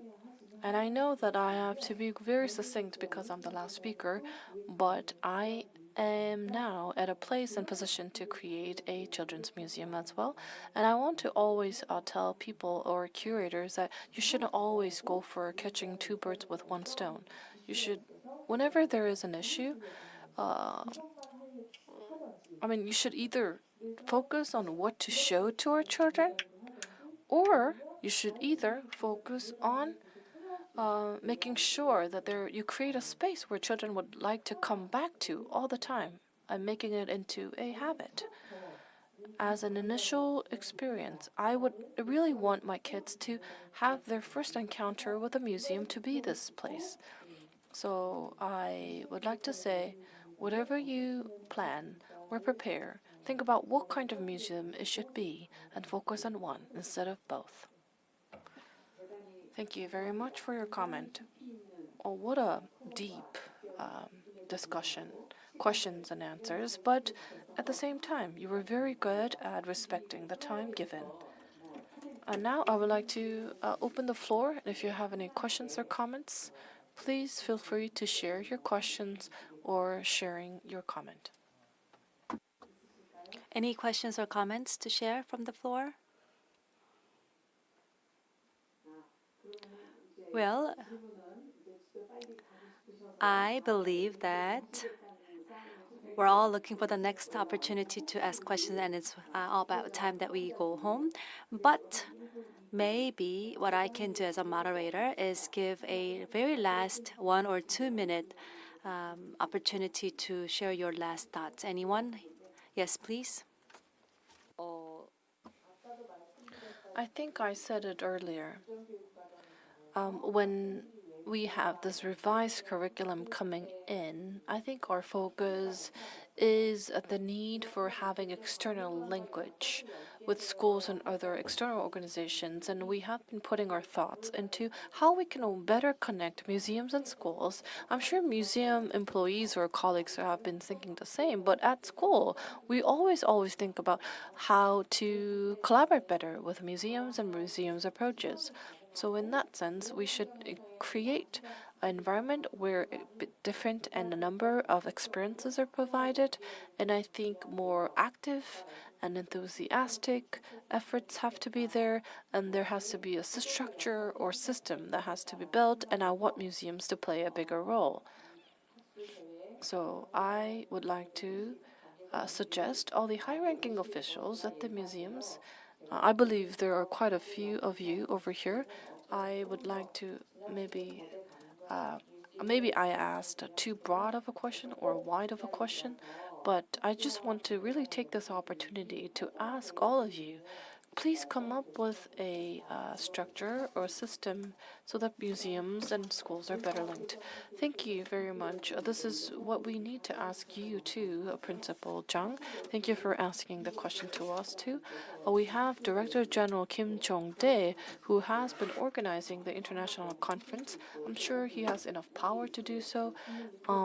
And the National Folk Museum of Korea, we have Senior Manager Choi Soon-kwon, as well as Kwak Shin-suk, Director at the National Museum of Korea. All these are powerful people and decision makers of the museum industry and scenes of Korea. So I think they can come and talk with the central museums and private museums. You can also work with professors of the elementary education and principals, and maybe movie directors or music directors. They can all come together and force a task force. I believe we can create something better than I can do it, for sure. And of course, the ecological leadership could come join this task force. Everyone here, speakers and discussants, please collaborate. And I would like to suggest that idea as a moderator for the session. Thank you very much for your valuable time and precious time. I think we had fruitful discussions and conversations. It was a touching international academic conference. Thank you for your participation, attendance, your contribution to our discussions. Thank you for staying up until the end. If you multiply 10 or 100 times, we have offline participants who shared their time with us, and this would bring to the conclusion of Day 2 event. Thank you very much. 방에서는 Thank you once again. We're now celebrating the 30th year anniversary of the National Folk Museum of Korea, and in that occasion, we held the two-day International Academic Conference. And we want to thank all the participants, the audience, speakers, moderators, and discussants for your valuable time spared for us. This brings us to the end of the 2023 International Academic Conference for the National Folk Museum of Korea. Thank you all very much.